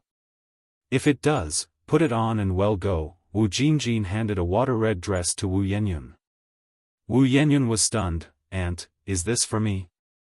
Wu Jingjin was a very dutiful and filial daughter, but not a good aunt. She didn't like Wu Jinshu's children at all, whether it was Wu Dalong, Wu Xiaolong, or Wu Yenyun. She never cared for any of them. From their childhood, she never once bought them candy. Whenever she brought something over, it was always secretly given to grandmother Wu. Wu Yenyun was surprised when Wu Jingjin suddenly offered her a dress. Wu Jingjin smiled and said, "Look at you asking such questions. If it's not for you, who else could it be for? Go change quickly, we have to go out soon." Convinced that the dress was for her, Wu Yenyun went back inside the house to change. After Wu Yenyun left, grandmother Wu expressed her dissatisfaction. "You work hard for your money, why waste it buying clothes for her? It's not bought, this dress belonged to Jianli when she was younger," Wu Jingjin replied. Jianli was Wu Jinjin's sister-in-law. Upon hearing the dress was an old one that didn't cost money, grandmother Wu finally relaxed. After a moment, Wu Yenyun came out dressed. Wu Yenyun was unlike the rest of the Wu family. She was tall and, even though she was only 17, she had already reached a height of 165 centimeters, surpassing Wu Jingjin by more than a head. Chapter 825, Transfer_4. Although the water-red color had faded to nearly white, it surprisingly looked good on Yenyun. Jingjin said, "It really is true, clothes make the man and saddles make the horse. Our Yenyun is a grown lady now." Such a beautiful maiden, Wu Lan had no reason to look down on her. It looked like her bicycle and sewing machine might just be within reach after all, Jingjin thought, her smile growing brighter. Yenyun tugged at her skirt uneasily. "Auntie, perhaps I should change out of this. It's not convenient for working." "There's no need, just wear that." Jingjin grabbed Yenyun's wrist. "Today, you don't have to do any chores." "Let's go then, it's almost time," grandma added. "Dalong, Erlong, take good care of your brother at home. We'll be back soon." "Grandma, I want to go too." Dalong followed grandma's steps. Grandma said kindly, "Dalong, stay home. Grandma will bring back some sweets for you." Hearing there would be sweets, Dalong was overjoyed. All right, then you should hurry, Grandma." Walking along the road, Yenyun felt something odd and asked, "Grandma, Auntie, where are we going?" Jingjin, smiling, linked arms with Yenyun. "Just out for some fun, you'll see soon enough." Soon, they reached Wu Lan's house. Yenyun asked, "Isn't this Auntie Wu Lan's place?" "Grandma, what are we doing here?" Grandma replied sternly, "Children should not ask too many questions. Just sit quietly and listen when we talk later." Grandma wouldn't reveal the truth to Yenyun until everything was settled. This girl was clever, what if she disagreed? As they entered the yard, Wu Lan came out from the house warmly. "Auntie, come in, please sit." There were quite a few people in the living room. Among them were Wu Lan's husband and her brother, Wu Chang, remembering Wu Lan's mother. Wu Lan introduced, "Mom, Xiangxi, this is Yenyun's grandma, this is Yenyun's auntie, and this here is Yenyun." Jingjin was especially good at handling situations, and she immediately started greeting everyone. Feeling several pairs of eyes scrutinizing her intensively, Yenyun became noticeably nervous, her hands tightly wrung together. Actually, Wu Chang had been rather reluctant to come today. Because Wu Lan had said the girl was just a countryside lass, he thought, how pretty can a village girl be? But he hadn't expected Yenyun to be so attractive. Wu Chang immediately stood up. "So this is Yenyun. You must be tired from the long walk, please have a seat." Wu Chang, at 35, didn't need to work because his family owned over 30 properties. His days were spent playing card games and collecting rent, living a practically idyllic life. This led to a drastic alteration in his appearance. He had a beer belly, a bald head, and a greasy face, looking much older than his actual age. Wu Lan and their mother felt reassured seeing Wu Chang act like this. He must be interested. Otherwise, why would Wu Chang be so enthusiastic? Though Wu Chang wasn't much to look at, his financial situation was solid. Despite having met numerous girls, none had interested him. Finally finding one that satisfied him, their mother heaved a great sigh of relief. And not only was the girl pleasing to Wu Chang, but she also greatly satisfied the mother-in-law. She was beautiful and seemed easy to handle. As a mother-in-law, she didn't want a strong-willed daughter-in-law. If she ended up with such a daughter-in-law, instead of being taken care of, she would be the one catering to the daughter-in-law.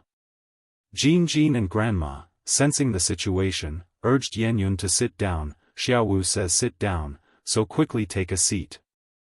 Yenyun had never experienced anything like this, but she vaguely understood that today's visit was far from a simple courtesy call.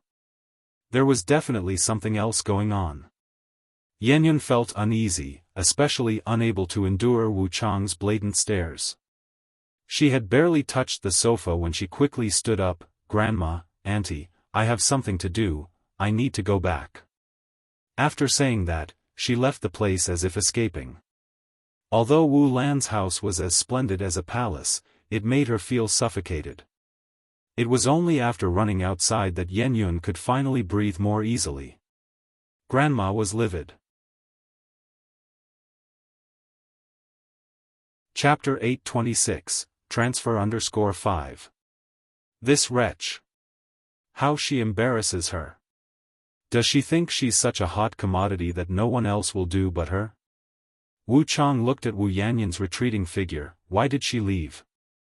With his conditions, how could Wu Yanyun not be impressed? Wu Jingjin said with a smile, trying to smooth things over, our Yenyun has never been in a match before, it's her first time riding the wedding sedan, she's just shy. Xiaowu, please don't take it to heart. She's quite satisfied with you. Hearing this, Wu Chang breathed a sigh of relief. Well, that's good. Wu's mother glanced at Wu Jingjin and said indifferently, can you speak for your niece?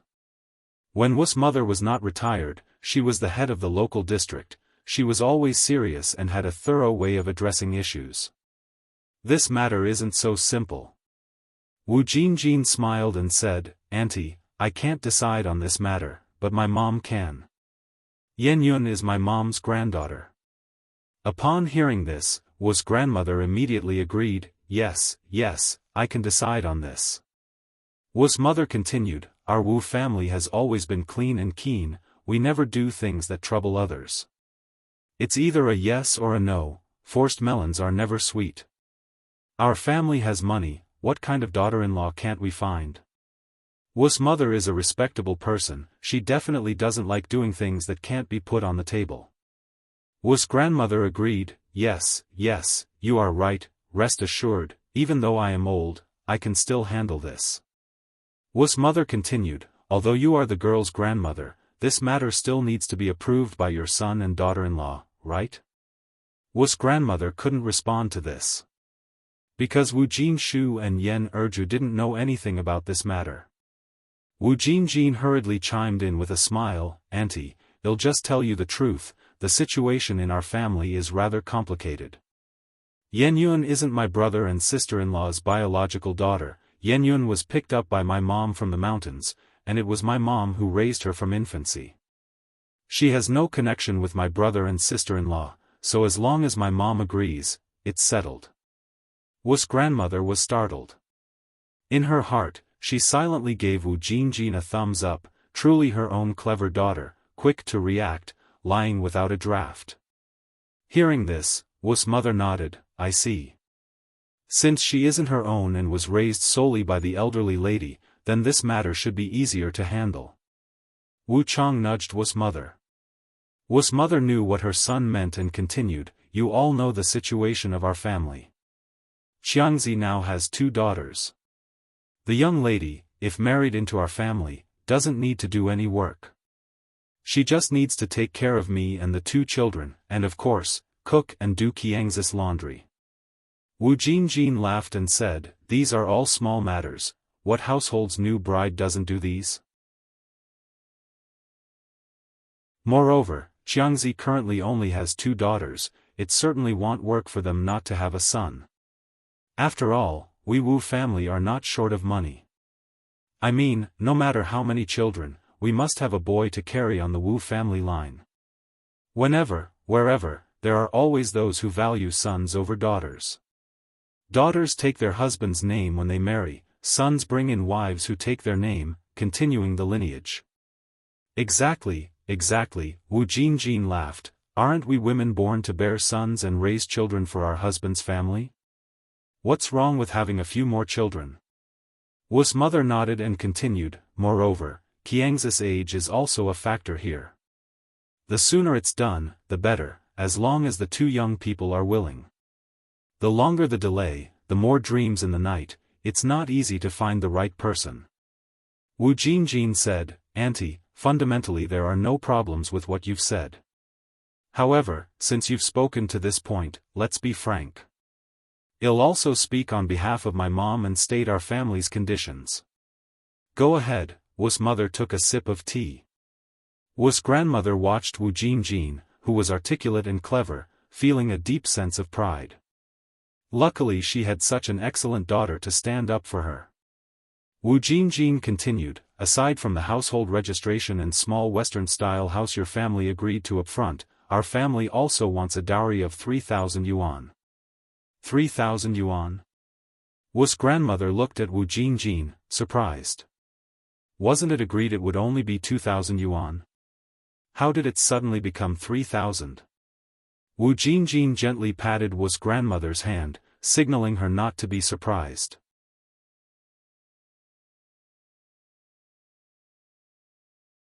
Chapter 827, Transfer_6.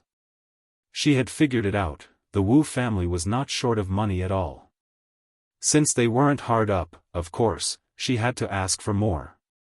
Such lavish wealth only came once in a lifetime. Hearing this, Wu's mother placed her teacup on the table and gently tapped it. Are you selling your daughter or marrying her off?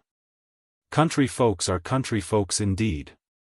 When it comes to marrying off a daughter, they don't beat around the bush. Even if she wasn't their own flesh and blood, did it have to be this ruthless? At this time, in Beijing, when an ordinary family took a bride, the most they'd offer was 500 yuan as a dowry.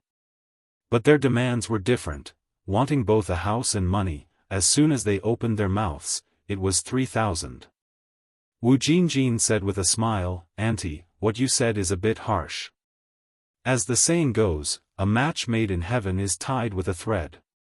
If our Yenyun and Xiaowu truly have no fate, then there is nothing we can do as family members. She meant they were ready to call the whole thing off.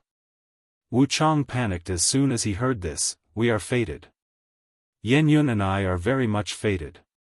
I agree to the 3,000, none of the conditions you've proposed are a problem.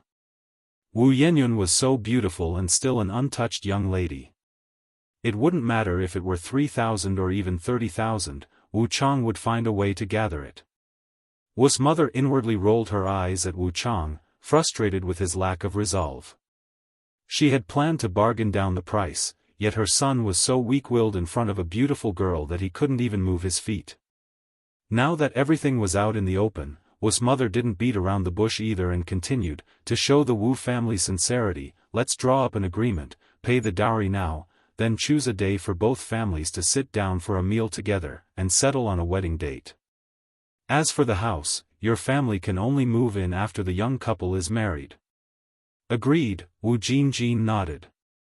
Wu's mother turned her head to look at Grandma Wu. What about you? Do you see any issues?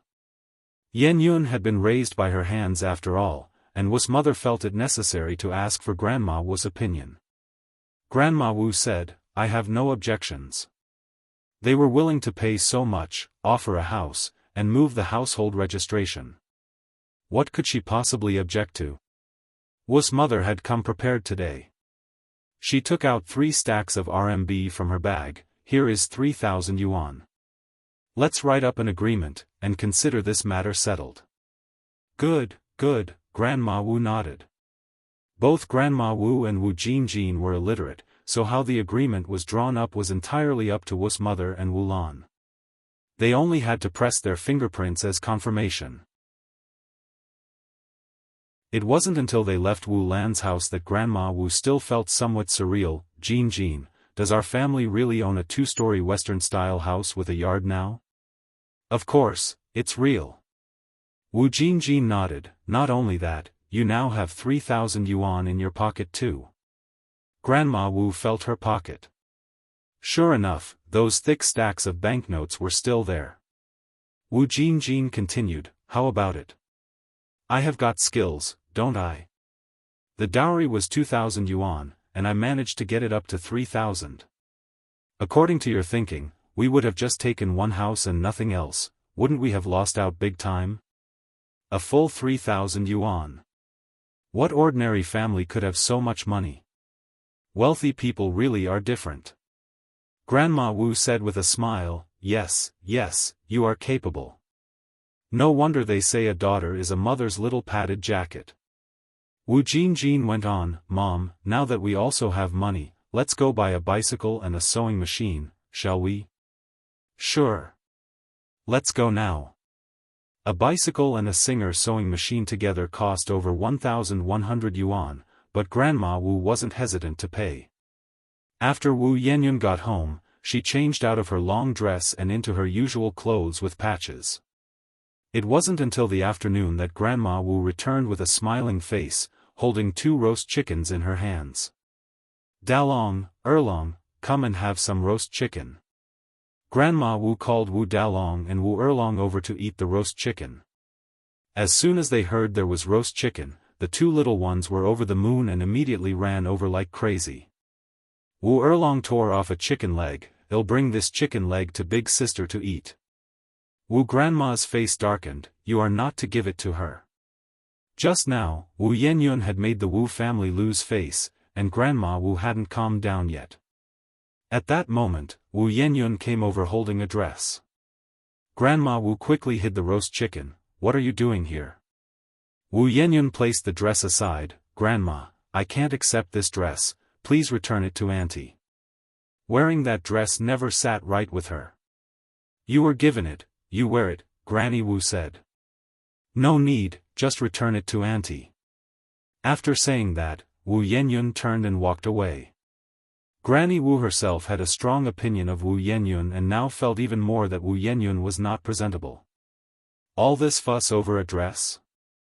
In the afternoon, Wu Yenyun arrived at the noodle restaurant as agreed. 2 o'clock was precisely the restaurant's resting time. Seeing Wu Yenyun, Zhou Qingshang greeted her warmly, "Young lady, you've arrived." "Auntie." Zhou Qingshang continued, "Come in quick, our boss is inside."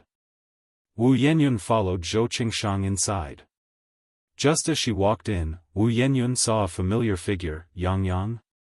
Yang was also a bit surprised and said with a smile, "Aunt Zhou, is this young lady the one you mentioned was coming to apply for a job?" Zhou Qingshang was also taken aback, nodded, and said, yes, that's her." "Yang, you two know each other?" Yang pulled up a chair for Wu Yenyun to sit down. "More than just acquaintances, we're good friends too." Yang had a good impression of Wu Yenyun. This young girl always gave her an unexplainable sense of affinity. Wu Yenyun looked at Yang with undisguised surprise in her eyes. Yang, you're the boss of this place?" Yang nodded, "Yeah." "Yang, you're incredible. Someone like Yang would surely come from a good background, not like her who had nothing, coming from a poor background, and couldn't even keep her stomach full." To say she wasn't envious would be a lie. Every girl dreams of being a princess. Wu Yenyun was no exception. Yang then said, "Yenyun, are you looking for work?" "Yes." Wu Yenyun nodded. Yang, can you give me a job?" Yang hesitated for a moment. "Yenyun, you're only 17 this year, and according to the rules, our shop can't hire minors. But, my other shop is short of long-term staff, the monthly salary is 40 yuan. Would your parents be willing to come?" After all, Yang was in business, and her competitors were watching her like a hawk. If she really hired a child laborer, it would be just asking for trouble. As the saying goes, the bigger the tree, the harder it is to stay out of the wind. Currently, she couldn't take such risks. However, she really wanted to give Wu Yanyan a hand, so she suggested hiring Wu Yanyan's parents. A monthly salary of 40 yuan? These words made Wu Yanyan's eyes light up. Wu Jinshu and Yan Erju's combined monthly salary was barely 20 yuan. If they worked for Ni Yang, they could make 80 yuan a month. With those 80 yuan, she wouldn't have to worry about her two brothers' schooling and food and clothing problems anymore. Wu Yanyan said excitedly, "My parents can really come to work?" Ni Yang nodded, "Yeah." Wu Yanyan said with some concern, "But my parents are illiterate, and my dad has a disability, his right hand is missing the little finger. Can they really come to work?" It was precisely because Yan Erju was illiterate and Wu Jinshu had health issues that they never found a good job. Otherwise, their family wouldn't be struggling to get by. "It's okay," Ni Yang continued, "as long as uncle and auntie don't mind, doing cleaning work doesn't require literacy, and it's relatively light and doesn't require much strength."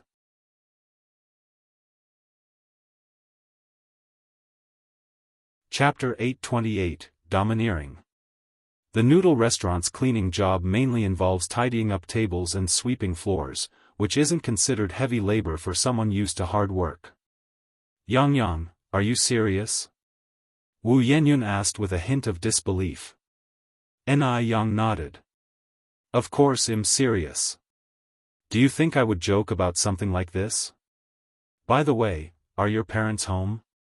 If they are, have them come over for a trial. If they think it's good, they can start working tomorrow morning." Wu Yanyan excitedly said, "They're at home, at home. I'll go and call them over right now." Wu Jinshu and Yan Erju were actually not at home, but Wu Yanyan didn't want them to miss such a good job opportunity. "Alright, Yanyan, don't rush. I'll be in the shop all day today." Hearing this, Zhou Qingshang looked at Ni Yang in surprise.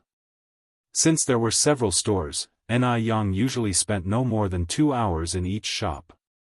Today, to help Wu Yanyan, she said she would stay in the shop the entire day. "Then, Yang, I'll be right back." Wu Yanyan ran towards the door. Fortunately, the place where Wu Yanyan worked wasn't far from here. She first went to the rice shop where Yan Erju worked. In the mild May weather, Yan Erju was nevertheless sweating profusely as she carried a 160-pound bag of rice up to the second floor of the rice shop. There were many workers in the rice shop who carried rice bags, but they were all strong men. It was quite rare to see a woman like Yan Erju doing such work. Therefore, everyone admired Yan Erju greatly. "Erju, your daughter's here," a co-worker told Yan Erju. Although Wu Yanyan seldom came to the rice shop, she was very beautiful, so everyone remembered her. "My elder daughter is here?" Yan Erju dropped the bag of rice and casually wiped her forehead with her sleeve. "Yes, she's waiting for you outside right now." "Oh, then I'll go right away." Yan Erju put her sleeve down. Normally, Wu Yanyan wouldn't come to the rice shop to find her unless something happened at home. With this thought, Yan Erju felt a sudden rush of anxiety and hurried towards the door. "Xiaoyun, why did you come? Is something wrong at home?" "No," Wu Yanyan shook her head. "Mom, I found a better job for you and Dad. Please take a leave and then come for an interview with me." Relieved that nothing was wrong at home, Yan Erju asked, "What kind of good job?" Wu Yanyan explained the situation. Upon hearing this, Yan Erju said in surprise, "Really, 40 yuan a month?" Working in the rice shop, struggling day in and day out, she barely earned a bit more than 10 yuan a month. And now, simply cleaning could earn her 40 yuan a month? At that time, even educated people working in factories were only earning 30 yuan a month. Could she, who couldn't recognize a single written character, really earn a monthly salary of 40 yuan? Really? Wu Yanyan nodded confidently. "Mom, let's hurry and go find Dad." Yan Erju hesitated, still somewhat incredulous. "Xiaoyun, you're not being fooled by someone, are you?" Wu Yenyun smiled and said, Yang Yang isn't a cheat. She's the one who invited us to eat dumpling soup last time and gave me 13 yuan. Upon hearing this, Yen Erju believed her by 70 to 80%, and took off her work apron. Then I'll ask our boss for leave right now. Yen Erju successfully took her leave. Let's go quickly. Mother and daughter arrived at the construction site where Wu Jinshu worked. Wu Jinshu, upon hearing about the job, was also somewhat incredulous.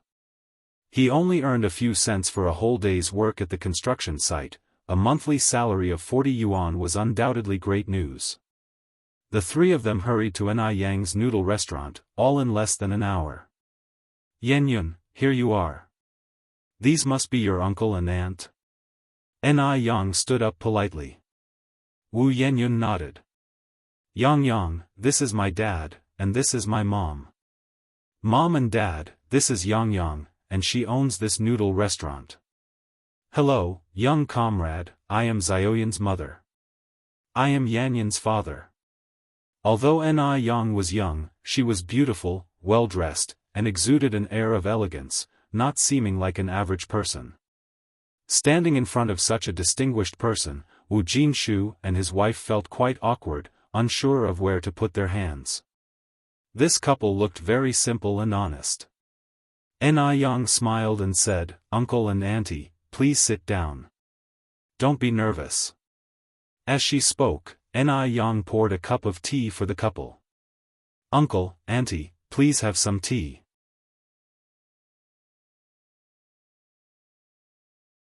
Chapter 829, Domineering.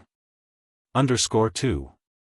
Thank you, we're not thirsty, Yen Erju said nervously as she slightly bowed. Ni Yang continued, how old are you two this year, uncle and auntie? Wu Jinshu was so nervous he wasn't sure what to say, but Yen Erju was more composed, I am 34 this year, and Xiaoyan's dad is 35. Ni Yang smiled and said, then uncle and auntie are about the same age as my mom. She is 38 this year, and my dad is a bit older than you all. Yen Erju said, we are just poor folks, how could we compare with you? We all come from a farming background, having walked through hard times. There are no levels among us. When my mom and I first came to Beijing 2 years ago, we almost didn't have a place to stay. Luckily, we met a kind soul on the train who provided us a foothold, Ni Yang said. Hearing Ni Yang say this, the nervousness in Yen Erju's heart lessened considerably, and she was also somewhat surprised. She had not expected that Ni Yang was also a farmer's daughter. Yen Erju wasn't the only surprised one, Wu Yenyun was as well. Especially Wu Yenyun, who had always assumed that Ni Yang came from a wealthy background. She had not expected that Ni Yang's past was just like hers. In just 2 years, Ni Yang had achieved so much, she was truly impressive. Where are you originally from? Yen Erju asked. Ni Yang smiled slightly, we're from Dam Village. Dam Village? A delighted expression appeared in Yen Erju's eyes, you're from Dam Village? We're from Haicheng too, and we live in the village right next to yours. In the vast sea of people in Beijing, it's not easy to come across someone from the same hometown. Ni Yang was a bit surprised as she said, really? Seeing that Yen Erju and the others were getting more relaxed, Ni Yang continued, Uncle and Auntie, Yen Yun has already talked to you about the salary, right? 40 yuan a month, work 6 days and rest 1, so you have 4 rest days each month. You'll also receive benefits during the Dragon Boat Festival, Mid-Autumn Festival, and Spring Festival. There are rest days and benefits too. This treatment is really too good. Yen Erju was a bit amazed. She hadn't expected the salary to be so high and to still include rest days. Ni Yang nodded, Uncle and Auntie, if you agree, come along with me now to see the work environment. We agree. Of course, we agree. Yen Erju nodded eagerly. With such a great job opportunity, it would be foolish not to agree. Then Uncle and Auntie, please come with me. The other noodle restaurant was a bit far from here. Ni Yang took the three of them there by taxi. The taxi had exactly 5 seats. This other branch of the noodle restaurant was considerably larger than the previous one, with 2 stories, both upstairs and downstairs. Although the storefront was large, it was still overwhelmed with diners. The store manager of this branch was Gooden's mother, Han Xiaoqin. Yang. Seeing Ni Yang arrive, Han Xiaoqin quickly came out to greet her. Ni Yang continued, Auntie Han, this is my good friend Wu Yenyun, and these are Yanyan's parents. Our store just happens to be in need of 2 cleaning staff, and I have already discussed this with Uncle Wu and Auntie Wu, and they will start working tomorrow. Uncle Wu, Auntie Wu, this is the store manager here, Han Xiaoqin. Hello, Manager Han. Han Xiaoqin was also a very warm person, smiling, don't be so formal, there's no need for such rules here, just call me Xiao Han. Come in and get acquainted with the work environment. Actually, the job of cleaning is very easy, just wiping the tables and sweeping the floors. Everyone followed her in. The store already had 1 cleaning lady. After looking around the store for a while, Yan Erju and Wu Jinshu felt completely stress-free. Cleaning here was just like doing housework. Being farmers themselves, this kind of work was nothing to them, especially since the salary at the store was so high. After confirming there were no issues with the job, the couple signed their contracts with Han Xiaoqin. Even when they got home in the evening, Yan Erju and Wu Jinshu were still a bit dazed. Jinshu, did we really find a job that pays 40 yuan a month? Really? Wu Jinshu nodded, pulling out the contract from the bag. Look, we've even signed the contract.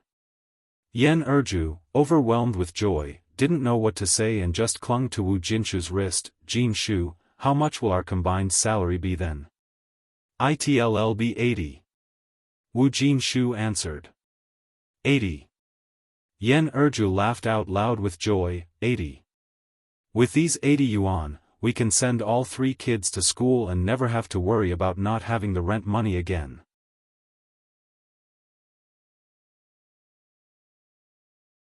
Chapter 830, Domineering. _3.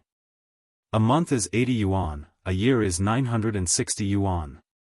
In the past, they could only earn a bit more than 200 yuan a year, and now it has increased nearly 5-fold. Seeing how happy her parents were, Wu Yenyun was also very happy. What made her happy was that she could finally go to school. Her parents no longer had to worry about making a living in the future. For a poor family, education is the best way out. Once she got into university, she would lead her family to a better life. Yan Erju turned her head to look at Wu Yenyun and said with a smile, Xiaoyun, the fortune teller in our village was right after all. You are the auspicious star reincarnated from heaven, capable of bringing good fortune to our family. Wu Yenyun replied, Mom, that's all superstition. I think we really ought to thank Yang. If not for her, you and Dad wouldn't have found such a good job. Neither Wu Jinshu nor Yan Erju could read, and Wu Jinshu had a disability, which meant that no shop would normally hire them. Yan Erju nodded her head, you're right. We should thank Yang properly. Speaking of which, Yang is really capable too, owning several storefronts and even becoming a boss at such a young age. She looks only around 17 or 18.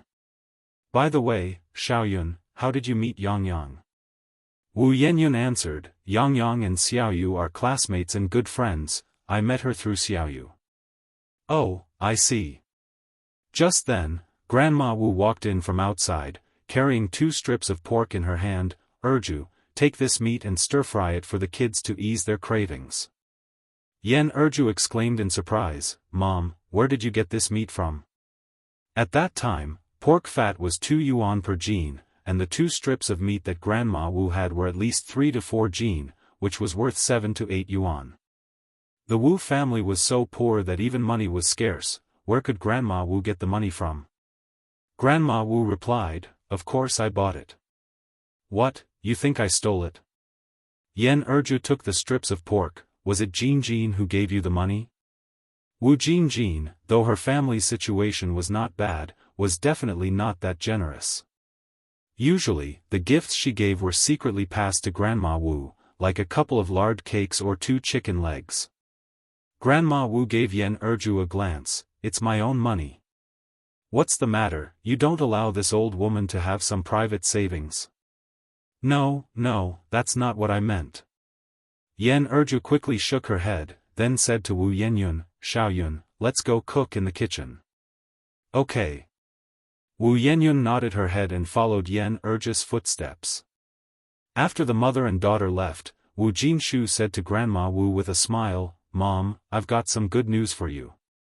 "What good news?" asked Grandma Wu.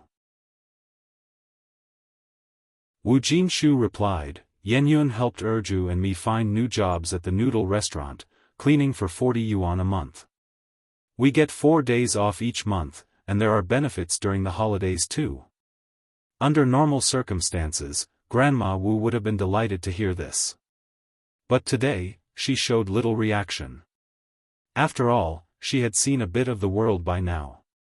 Grandma Wu said, 40 yuan a month, what's that? Put together, you two merely earn 80 yuan. Over 12 months, that's only 960 yuan.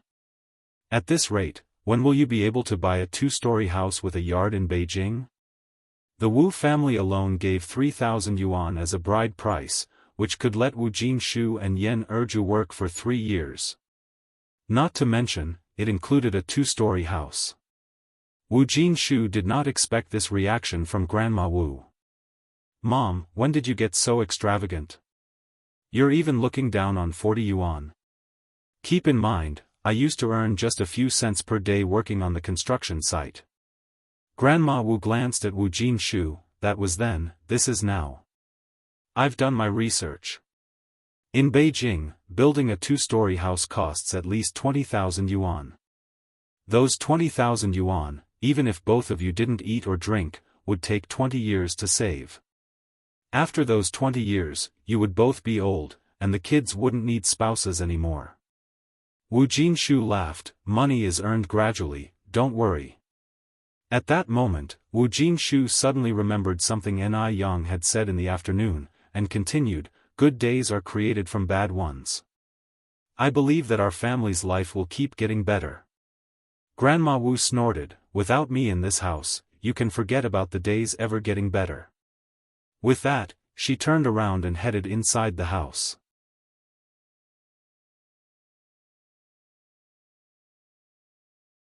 Chapter 831, Domineering. _4. Wu Jinshu scratched his head in confusion. Why did he feel like there was more to his mom's words? It was so strange. However, Wu Jinshu's confusion was soon diluted by the braised pork Yen Erju served up. Now that the couple had new jobs, their life was looking up. They enjoyed the meal with a sense of ease and deep satisfaction. As evening fell, Ni Yang returned to the Zheng family home. The Zheng patriarch and matriarch were at home, taking care of little Ni Yun. "Grandpa and Grandma, where are my dad and mom?" Ni Yang walked in and not seeing Ni Tsuehua or Shengguan Dehui, asked curiously. "Their parents went to the orphanage and have not come back yet," Mrs. Zheng said.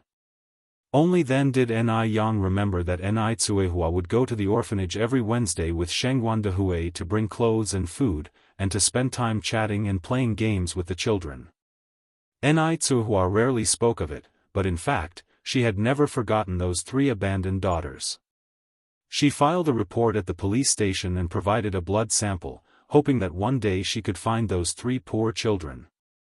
Going to the orphanage was also a way to accumulate blessings for those 3 children. Ni Yang nodded her head. Just at this moment, Zheng Suyu suddenly rushed down from upstairs, yelling, "There's a ghost trying to kill me. Sister, save me." Even though she was clearly insane, she still recognized Mrs. Zheng and hid behind her.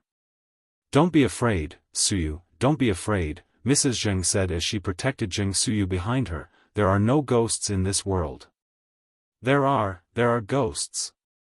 "Really, there are," Zheng Suyu said, looking around in terror. "Look there, that's a ghost.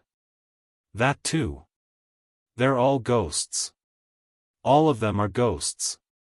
Not a single good person. Madam, don't be afraid. Shall I help you fight off the ghosts? Ni Yang walked over to Zheng Suyu and casually took her hand. No, no. Zheng Suyu shook her head frantically. You're a ghost too. You all are. Don't harm me. Don't harm me. I didn't see anything. Zheng Suyu's condition was getting worse by the day, to the point where even when Ni Yang placed a golden needle in her Laogong acupoint, it had no effect. Ni Yang narrowed her eyes slightly, capturing Zheng Suyu's last sentence accurately. She looked up at Zheng Suyu. You saw something, I know you did. What did you see? I didn't see anything, I didn't see anything. Zheng Suyu said in agony, clutching her head, becoming increasingly panicked. There seemed to be nothing in front of her, yet she acted as if she were staring into a bottomless hell. I didn't see anything, don't harm me. Watching Zheng Suyu's condition deteriorate, Ni Yang swiftly knocked Zheng Suyu out with a chop of her hand. Mrs. Zheng was startled. Yang, what are you doing? Ni Yang continued, it's okay, Grandma, don't worry, I'll take Madam upstairs to rest now. There were certain things that Ni Yang could not discuss directly with Mrs. Zheng, not because she distrusted Mrs. Zheng, but others. So, some things, it was better if she kept to herself. Thus, Mrs. Zheng looked on as Ni Yang carried Zheng Suyu on her back and headed upstairs. Such strength. Mrs. Zheng watched, flabbergasted. Little Ni Yun clapped and laughed, sister is so powerful. After bringing Zheng Suyu upstairs and covering her with a blanket on the bed, Ni Yang realized that Zheng Suyu's hysteria was becoming more severe. She needed to figure out the 13 Ghost Gates acupuncture technique soon. Judging by what Zheng Suyu had said today, she most definitely knew some secret. The next day, Wu Jinshu and his wife Yan Erju went to work at the noodle restaurant. Both of them were honest people who greatly valued their jobs. They cleaned meticulously, never slacking even a bit, and they were friendly to boot. The other employees at the restaurant also took quite a liking to these two new colleagues. Wu Jinshu and Yan Erju used to settle for hard steamed buns they brought with them for lunch when they worked before, but now, the restaurant not only provided free lunch but also a very generous one at that. There was a lunch menu posted in the restaurant. Although the couple couldn't read, other employees told them that Mondays and Thursdays were rice with 5 dishes plus soup, a balance of meats and vegetables, on Fridays and Saturdays there were beef and mutton stewed noodles, and on Sundays dumpling soup. Today being Thursday, there was an abundant spread of 5 dishes plus soup, including braised pork and seaweed egg soup, and there was plenty to go around, making sure everyone was well fed. After lunch, each person could even take an apple. The good working conditions meant that the employees were enthusiastic in their tasks.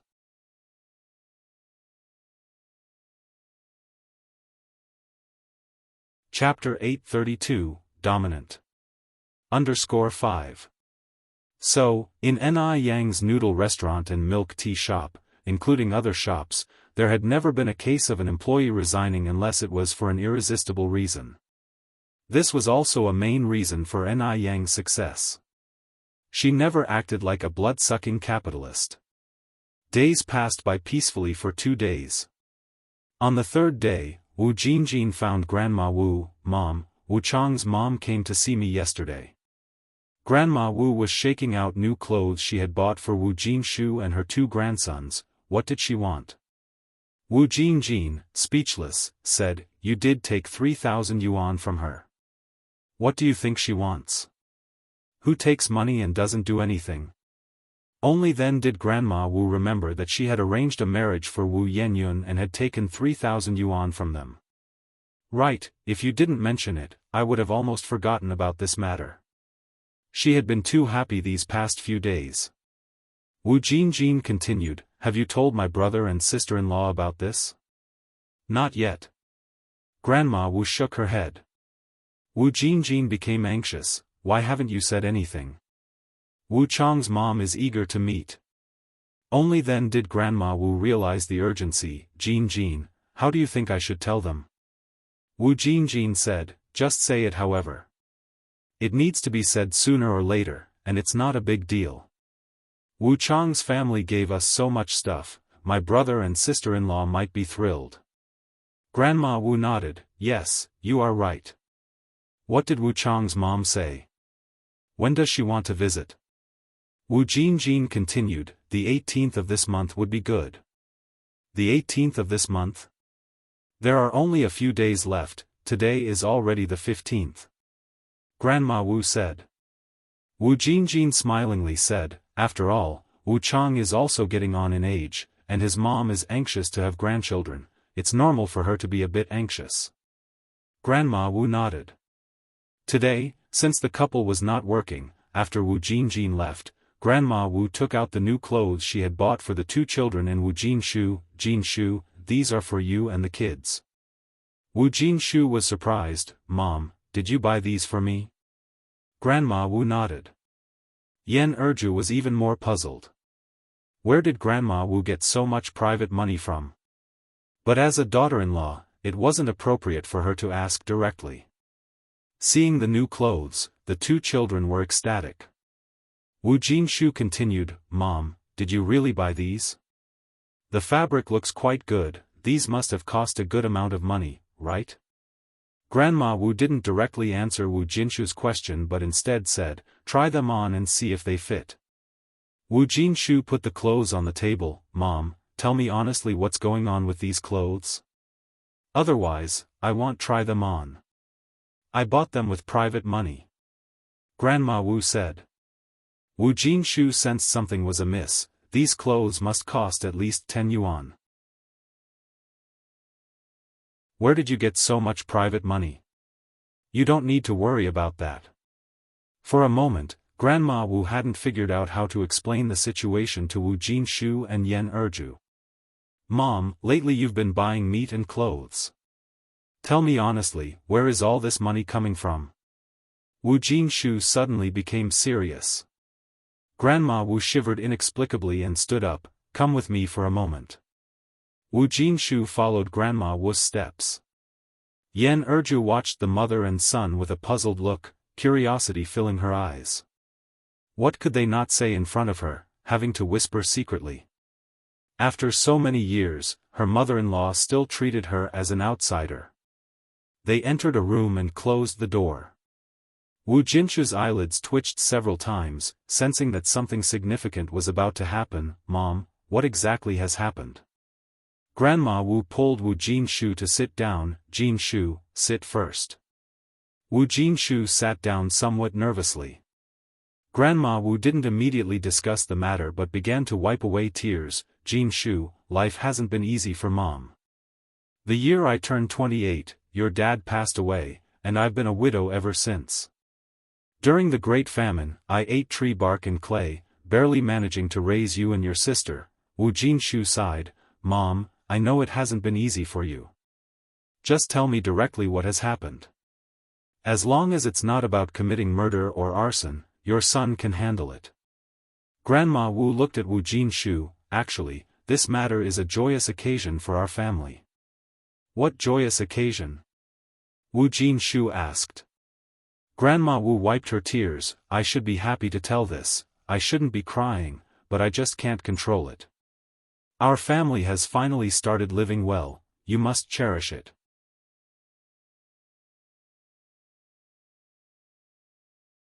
Chapter 833, Domineering. _6. Grandma Wu was a very astute old lady. She knew Wu Jinshu might not accept the abrupt news, so she needed to lay some groundwork first. Wu Jinshu's patience was nearly worn out by Grandma Wu. What exactly is the happy occasion? Just say it. Grandma Wu suddenly stopped her weeping, I've found a match for Yenyun. Wu Jinshu was shocked, his face turned pale, and he stood up from the table, what? Jinshu, don't worry. Although I'm not Yanyun's biological grandmother, I am no different from one. The family I found for Yenyun has very good conditions, and they even promised to give us a small Western-style house. Wu Jinshu seemed to suddenly realize something. So, these things you've bought in recent days, they weren't with your own money? Grandma Wu didn't speak, which was as good as an admission. Wu Jinshu's voice grew loud with anger. So the fine cuts of meat I've been eating these days were bought with the money from selling off my daughter. Grandma Wu corrected him, it's the betrothal gift, not money from selling off a daughter. You're making it sound too ugly. No way. I don't agree with this. Go and return the money to them immediately. It can't be returned now. At this point, Grandma Wu became calm and composed. Why not? Wu Jinshu asked. It just can't be returned. Grandma Wu was very firm in her attitude. I just can't understand why you care so much about a girl who was picked up from the streets. Is she more important than your own son? Outside the door, when Yen Erju heard these words, she turned pale. She walked to the front room, trying to act as though nothing had happened, and said to Wu Yenyun, Xiaoyun, take Dalong and Erlong out to play on the street, and by the way, buy 3 pounds of salt and some soy sauce. Okay, sure. Wu Yenyun nodded. Yen Erju handed Wu Yenyun 2 yuan, split the remaining money among the 3 of you and buy some candy. Wu Dalong was overjoyed to hear they could buy candy. Seeing Wu Yenyun leaving the house with the 2 kids, Yen Erju's expression instantly turned cold. She rushed to the kitchen, grabbed a kitchen knife, and headed to Grandma Wu's room. Bang! Yen Erju, accustomed to physical labor, kicked open the rickety door with 1 foot. Both Grandma Wu and Wu Jinshu inside were startled. Yen Erju slammed the kitchen knife onto the table. If anyone dares sell my daughter today, I will fight them to the end. Yen Erju was a straightforward person, a respectful daughter-in-law. Throughout her years of marriage to Wu Jinshu, she had never argued with Grandma Wu. Today was a first. Grandma Wu was initially stunned, then sat down on the ground, starting to throw a tantrum, weeping, "Oh my God! What sins have I committed? Now, my own daughter-in-law is wielding a knife to kill me. When I was young, I lost my husband, and now even my daughter-in-law is turning against me, threatening to kill me. I struggled so hard to raise 2 children, what for? Had I known this, I wouldn't have bothered raising them. Oh God! Why is my life so miserable? Why don't I just die? Lord, so many people are dying outside, why don't you take me too? You're leaving me here to suffer, in terms of being unreasonable and shameless. How could Yen Erju outdo Grandma Wu? The fact that Grandma Wu had managed to bring up 2 children alone during the Great Famine indicated she was no ordinary person. Yen Erju also sat down on the ground and began to cry loudly, "No one can sell my daughter." Grandma Wu cried even louder, "How pitiful, so pitiful. When I was young, I lost my husband, the son I raised is useless, and now the unfilial daughter-in-law has joined forces to bully me, a lonely old widow. Go ahead and kill. Go ahead and kill. If you don't kill me today, you're not Yen Erju."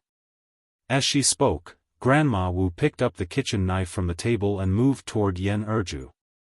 Caught between his mother and his wife, Wu Jinshu was distraught to tears, fearing an actual loss of life. How would he resolve this? "Mom, please don't do this. Erju doesn't mean that. Get out of my way. You're worthless. I'm not your mother. I don't have a spineless waste of a son like you." Grandma Wu kicked Wu Jinshu away. "I tell you, today it's either her or me. She thinks she's tough. She wants to kill. Let her do it."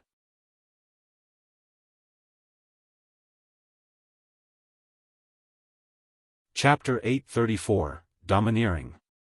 _7 She, Yen Erju, was fearsome indeed. She even dared to threaten her with a knife.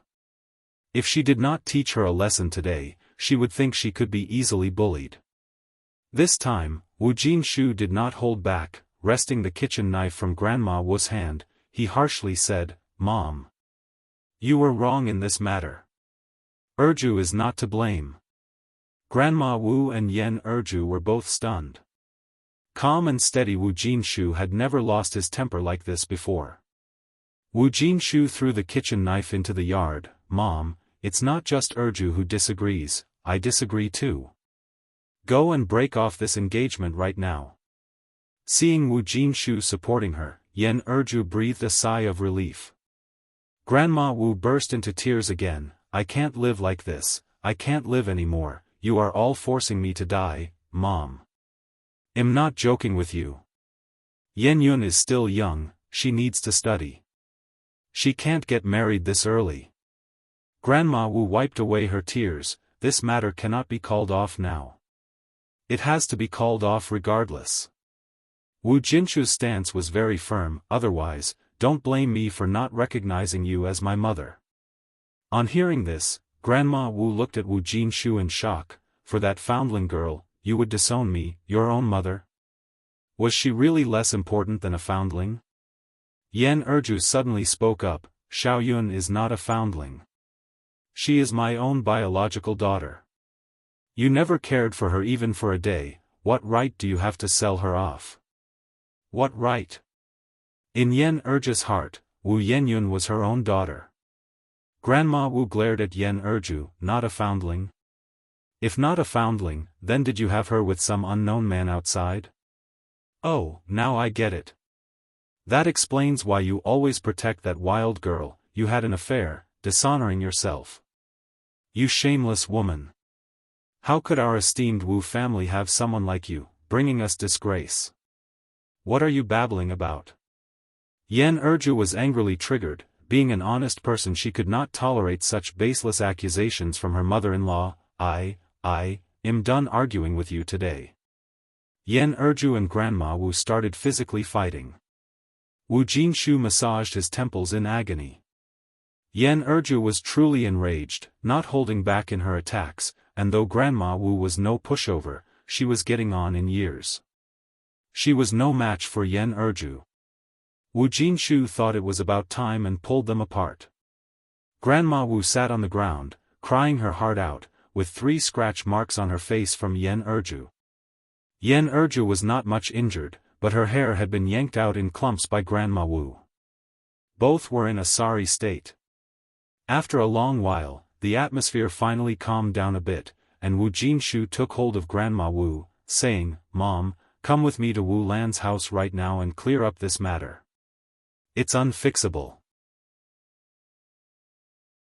Grandma Wu pushed away Wu Jinshu's hand. I've already received 3,000 yuan as a betrothal gift from Wu Lan's brother, bought a bicycle and a sewing machine for your sister, and 2,000 yuan is lost.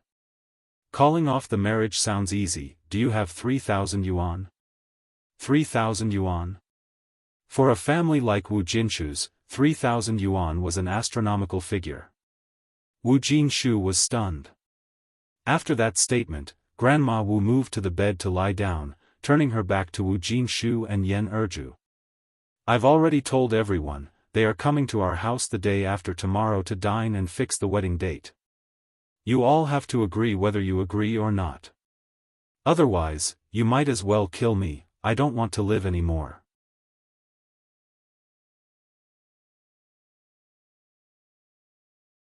Chapter 835, I want to divorce you. Wu Grandma's words came out bold and shameless.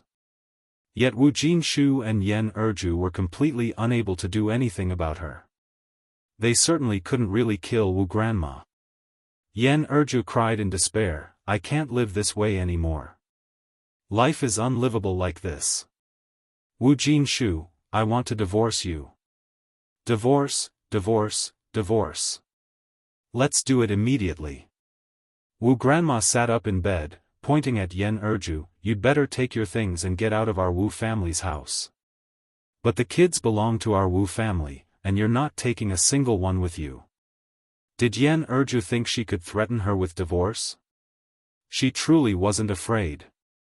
In the future, their family would have a Western-style house and a Beijing residence registration. Wouldn't it be easy for Wu Jinshu to find another wife?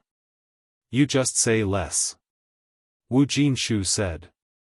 Erju, don't be angry, my mom's gone senile. She's lost her mind. Wu Jinshu helped Yen Erju up from the floor. Let's go back to our room. There will definitely be a way to solve this. Hearing Wu Jinshu protect Yen Erju to the point of calling his own mother crazy sent Wu Grandma into a rage. This was outrageous. Wu Grandma immediately sprang out of bed, hurling curses, "I'm crazy. I'm a lunatic. What sin did I commit in the past to raise such a thing like you? Now, to protect a little vile woman, you even dare to call your own mother crazy. You unfilial son will descend to the 18th layer of hell for this." Wu Jinshu pretended not to hear these words, pulling Yen Erju towards their room. Wu Grandma, so angry she was shaking, invoked Wu Jinshu's dead father in her tirade, bouncing up and down on her feet as if they were on springs. Yen Erju was pulled into the room by Wu Jinshu.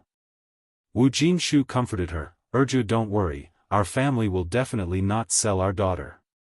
Even if I have to sell my blood, we will gather these 3,000 yuan." This was not just to comfort Yen Erju, Wu Jinshu was truly ready to sell his blood. When Wu Yenyun had been picked up, with her umbilical cord still uncut, it was they who had raised her, dealing with all the mess and pee. Over the years, Yen Erju, not just Wu Jinshu, treated her as their own daughter. In their family of 3 boys, Wu Yenyun was the only daughter. If the family hadn't been so poor, they would have cherished their daughter like the apple of their eye. Alas, they couldn't afford to. Yen Erju, weeping inconsolably in Wu Jinshu's arms, cried out, "My Xiaoyun is so fated to suffer. If I knew it'd be so hard with us, I'd rather have sent her to live with my sister." Yen Erju's sister, named Yen Daeju, was much older than Yen Erju. When Yen Erju had found Wu Yenyun, Yen Daeju really wanted to adopt her, since they had 4 boys and longed for a daughter, but Yen Erju had not agreed. Now, looking back, Yen Erju was filled with regret. Yen Daeju's family was doing really well. 3 of her 4 sons had gone to college and were working. If Wu Yenyun had been with them, she surely would still be in school now. "Erju, what nonsense are you talking about? Since we've brought Yenyun home, she is our daughter, and you shall not say such things again. Come on now, wipe away your tears, lest the kids come back and worry unnecessarily when they see us like this." Yen Erju, wiping her tears, asked, "But what do we do now? Xiaoyun is only 17 this year, are we really going to let her marry and become someone's stepmother?" "No. As long as I am around, I won't let her marry and become anyone's stepmother," Wu Jinshu said. "I'll sell blood right after work tomorrow, and we'll save whatever we can." Yen Erju nodded, "Okay, I'll go too." Wu Yenyun took her 2 younger brothers out to the streets. The 2 boys were young and overjoyed at the sight of candy. Wu Yenyun was weighed down with worries. She always felt something had happened at home, and Yen Erju had deliberately sent her out. While Wu Yenyun was preoccupied with her thoughts, a gentle voice rang out in front of her, "Yenyun." "Yang Yang?" Wu Yenyun looked up, not expecting to see Ni Yang, her eyes filled with surprise. "Yenyun, are these your little brothers?" Ni Yang continued to ask. Wu Yenyun nodded, "This is my eldest brother, Wu Dalong, and this is my second brother, Wu Erlong. We also have a youngest brother named Wu Xiaolong. Dalong, Erlong, this is sister Yang Yang, she's a benefactor to our family." Both Wu Dalong and Wu Erlong had a yellowish complexion, and although Wu Yenyun was a bit darker, it was clear that her darkness was acquired from sun exposure. Among the facial features, one of the brothers resembled Wu Jinshu and the other resembled Yen Erju.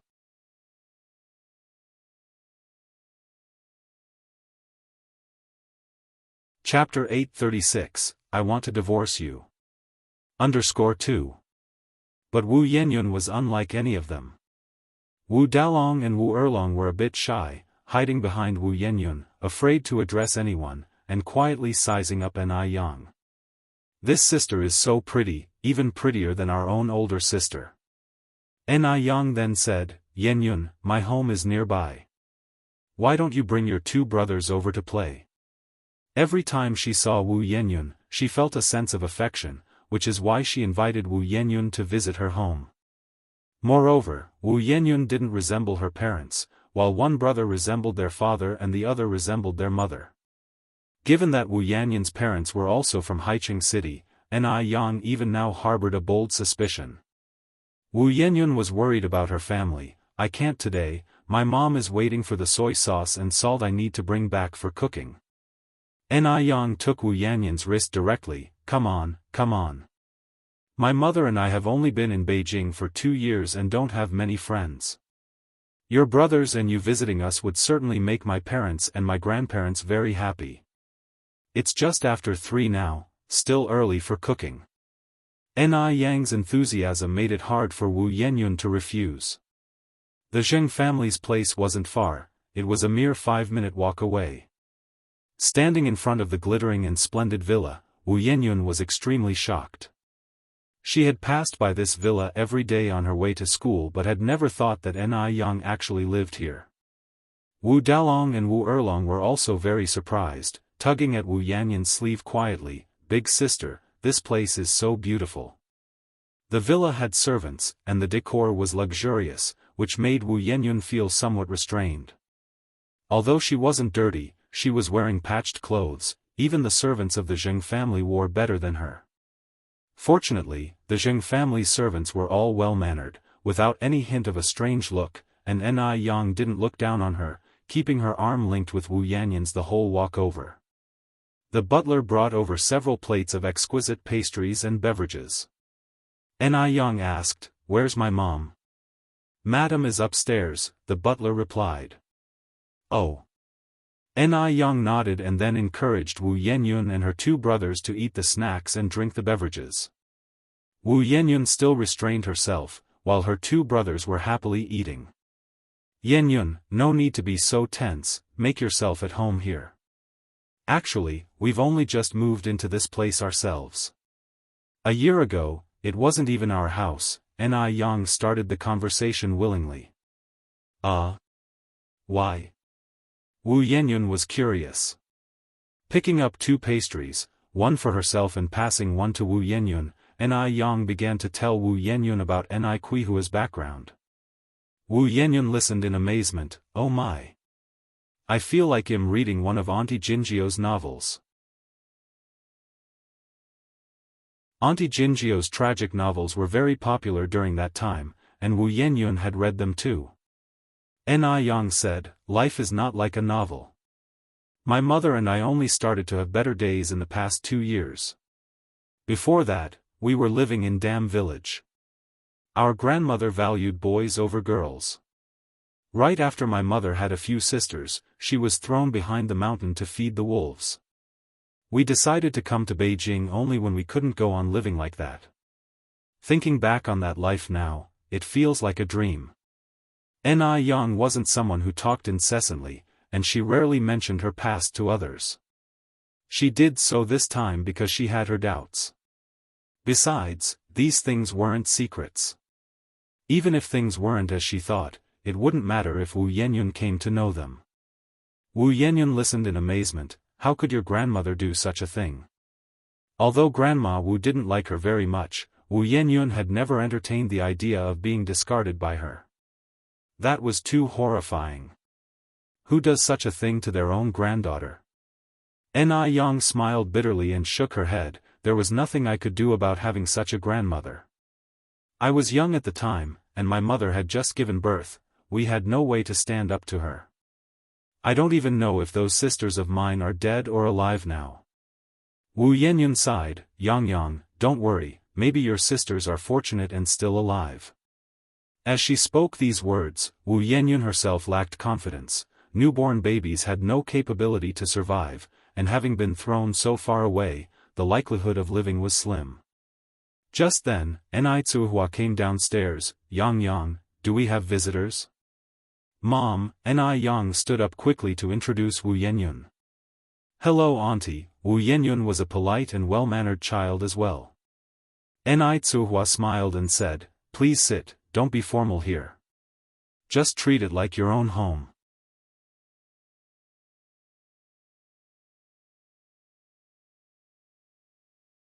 Chapter 837, I Want to Divorce You.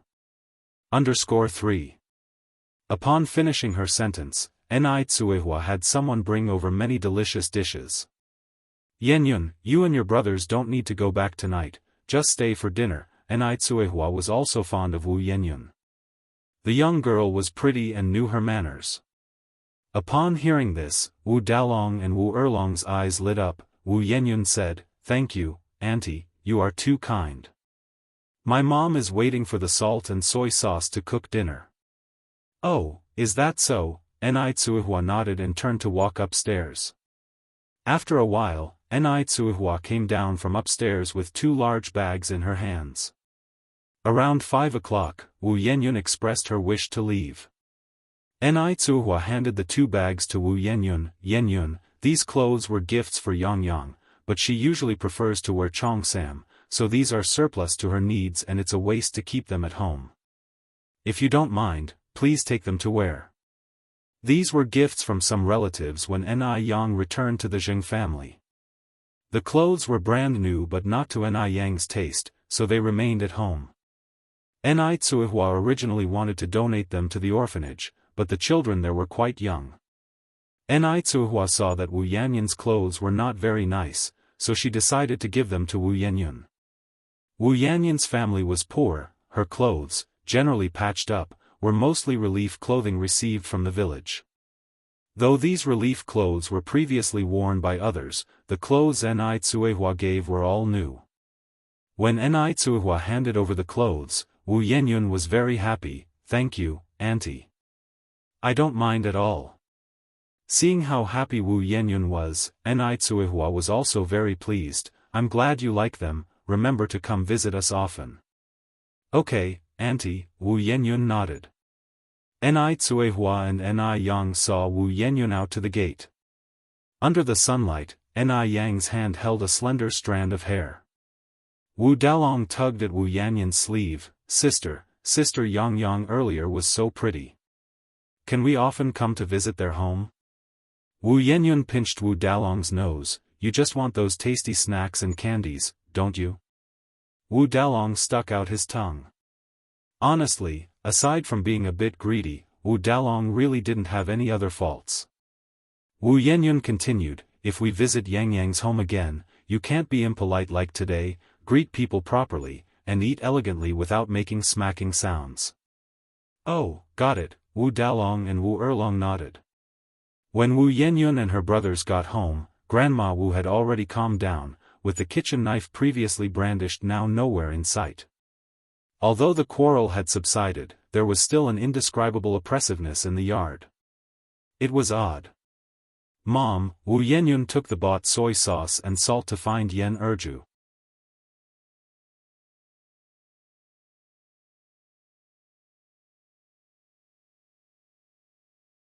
Chapter 838, I Want to Divorce You. 4. Yen Erju scooped up half a bowl of rice and grabbed a couple of chopsticks full of greens. "Let Dalong go." Wu Yenyun said, "Mom, why aren't you taking some meat?" The meat was bought by Wu Jinshu. Today was the first day of rest for the couple after starting their jobs, and they had wanted to celebrate properly with the family. So he specifically bought 2 jin of meat, only to end up like this in the end. Yen Erju said expressionlessly, "Your grandma is sick and has no appetite for meat. Dalong, go deliver it quickly." Wu Dalong, carrying the bowl, ran swiftly to Grandma Wu's room. Grandma Wu was lying in bed, and upon seeing Wu Dalong coming, she said contentedly, "It's good to have my oldest grandson, not like those other people, who have forgotten about Grandma. Grandma is doing all this for their own good." Wu Dalong didn't understand what Grandma Wu was talking about. After setting down the bowl, he ran off quickly. He was still waiting to go back to his room to eat meat. Grandma Wu grabbed hold of Wu Dalong's sleeve. "Dalong, don't rush off just yet, accompany Grandma and talk for a while."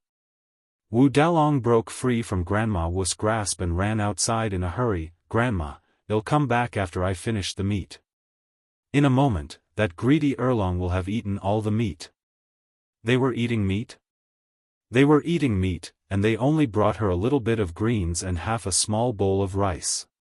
It was such a bullying. Grandma Wu, with a clang, smashed the bowl onto the floor, shattering it.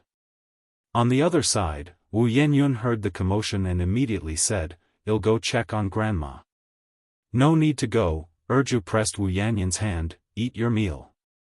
Wu Jinshu didn't speak, just silently ate his food. Wu Yenyun asked somewhat anxiously, "Mom, what's really going on?" Erju said with a smile, "Nothing much. Your grandma is probably just in a bad mood. If you go now, aren't you asking to be scolded? Eat quickly." Oh, Wu Yenyun was somewhat skeptical. The family continued to eat. The next day, Wu Jinshu and Yen Erju went to work as usual. As soon as they left the house, the couple's faces were filled with worry. 3,000 yuan. A whole 3,000 yuan. Where were they going to find these 3,000 yuan? In the evening after work, the couple went to the hospital, ready to sell blood, but the formal hospital said they were malnourished and advised against drawing blood, so they went to a private hospital instead. A normal healthy person could only sell 400 cc of blood, but each of the couples sold 800 cc. After the 800 cc of blood was drawn, both of them were dizzy, with wobbly legs. Yet 1600 cc of blood only got them 100 yuan. Compared to the needed 3,000 yuan, 100 yuan was merely a drop in the bucket. "What should we do?" Yen Erju cried while holding Wu Jinshu. Wu Jinshu comforted her, don't cry, there'll be a way. I don't believe that my mom really bought my sister a bicycle and a sewing machine. I'll beg my mom when I get back, let her take out that 3,000 yuan. As a son, he didn't believe Grandma Wu would be so callous as to not leave them any hope for survival. Okay. After getting home, Wu Jinshu went to Grandma Wu's room. Grandma Wu was still lying on the bed with her back to the door, the same as yesterday, without changing her position. The shattered bowl on the floor had not yet been cleared away. Wu Jinshu knelt down towards Grandma Wu. "Mom, please give our family a peaceful life again." "You mean to say I'm not peaceful?" Grandma Wu shot up from the bed. "I'm your mother. The mother who raised you with her own 2 hands. Now you treat your own mother like this for a foundling girl. An unfilial son like you will one day be struck by lightning." Wu Jinshu cried out, "Mom, Yenyun is the daughter of Erju and me.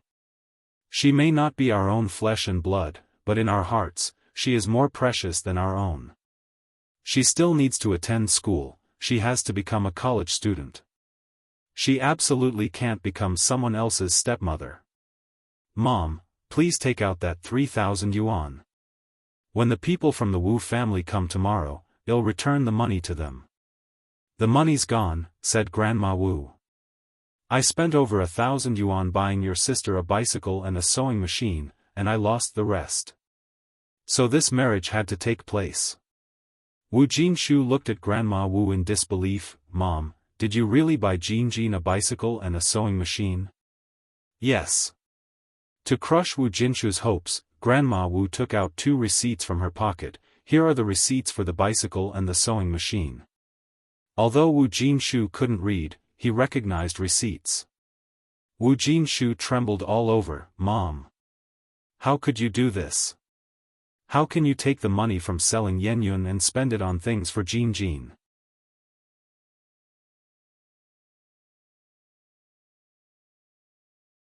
Chapter 839, I Want to Divorce You. _5. This is the betrothal money. How did it become money for selling oneself?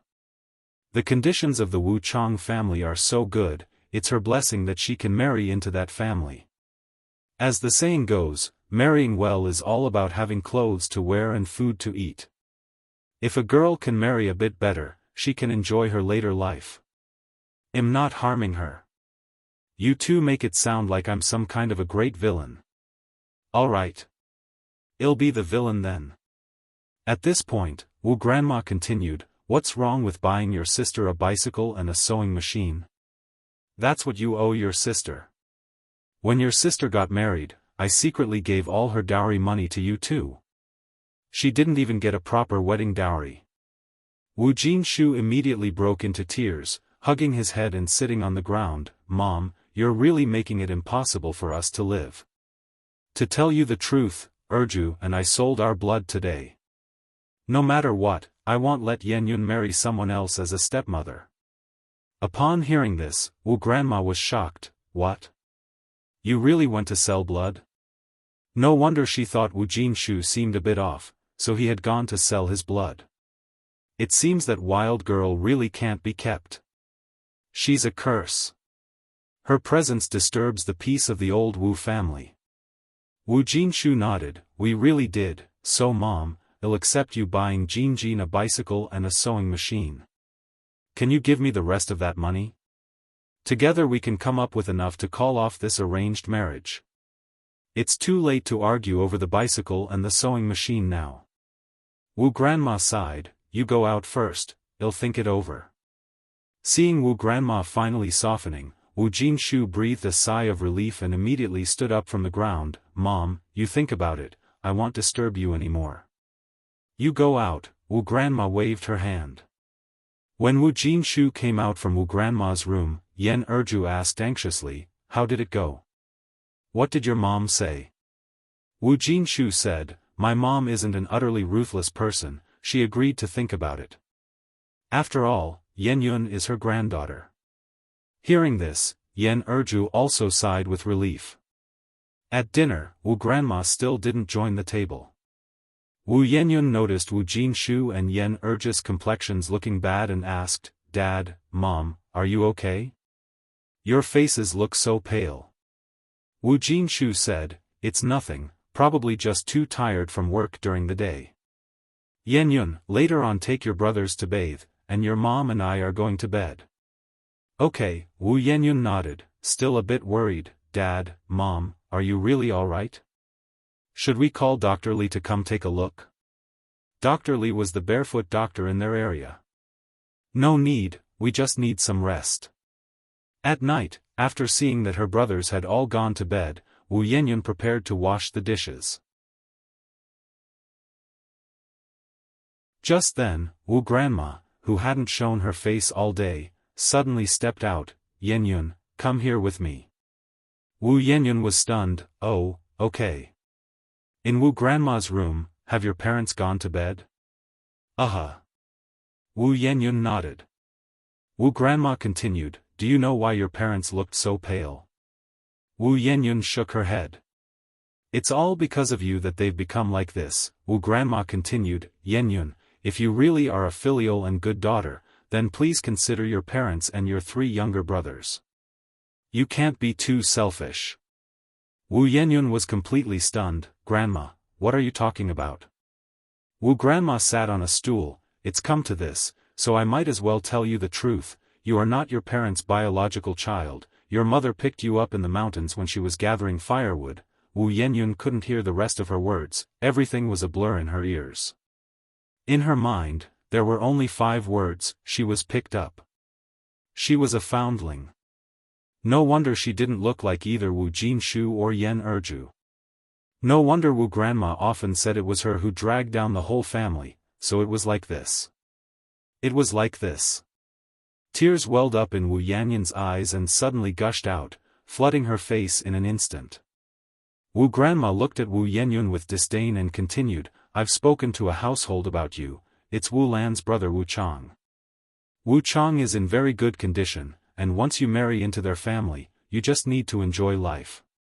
Once you marry him, not only will you become a wealthy lady, but our entire family will bask in your glory. Wu Chang's mother has already given me a betrothal gift of 3,000 yuan, and she promised that after you get married, our family can move to that small Western-style house with a courtyard in front, and even change our household registration to Beijing. Now, isn't that a huge stroke of good luck?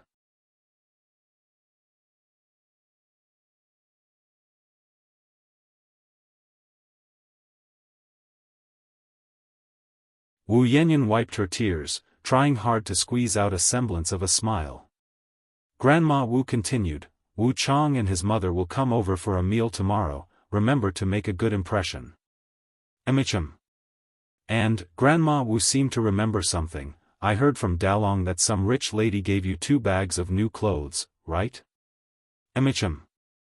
Grandma Wu said, since you're going to marry Wu Chang anyway, and the Wu family is so rich, what kind of clothes can't you wear? Just leave those clothes for Lianhua. Lianhua was Wu Jinjin's eldest daughter, the same age as Wu Yenyun this year. Okay, Wu Yenyun nodded. Alright, you can go back. Tell your parents about this first thing tomorrow morning, Grandma Wu instructed. Remember, no one is forcing you, it's your own decision to marry Wu Chang. And don't let your parents know that you already know you were picked up. If they find out, they'll think I've been saying things behind their backs. Emichum. Wu Yenyun nodded tearfully. The next morning, Wu Yenyun got up early to prepare breakfast. After eating, she said, Dad, Mom, the Wu family is coming over today.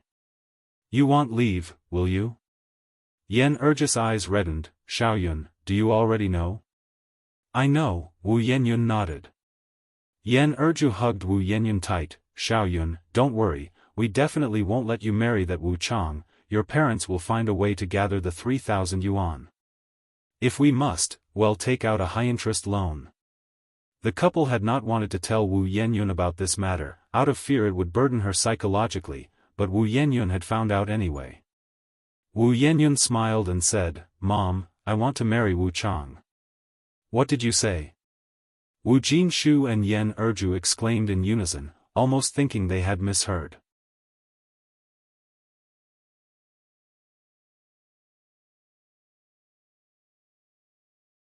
Chapter 841, I Want to Divorce You.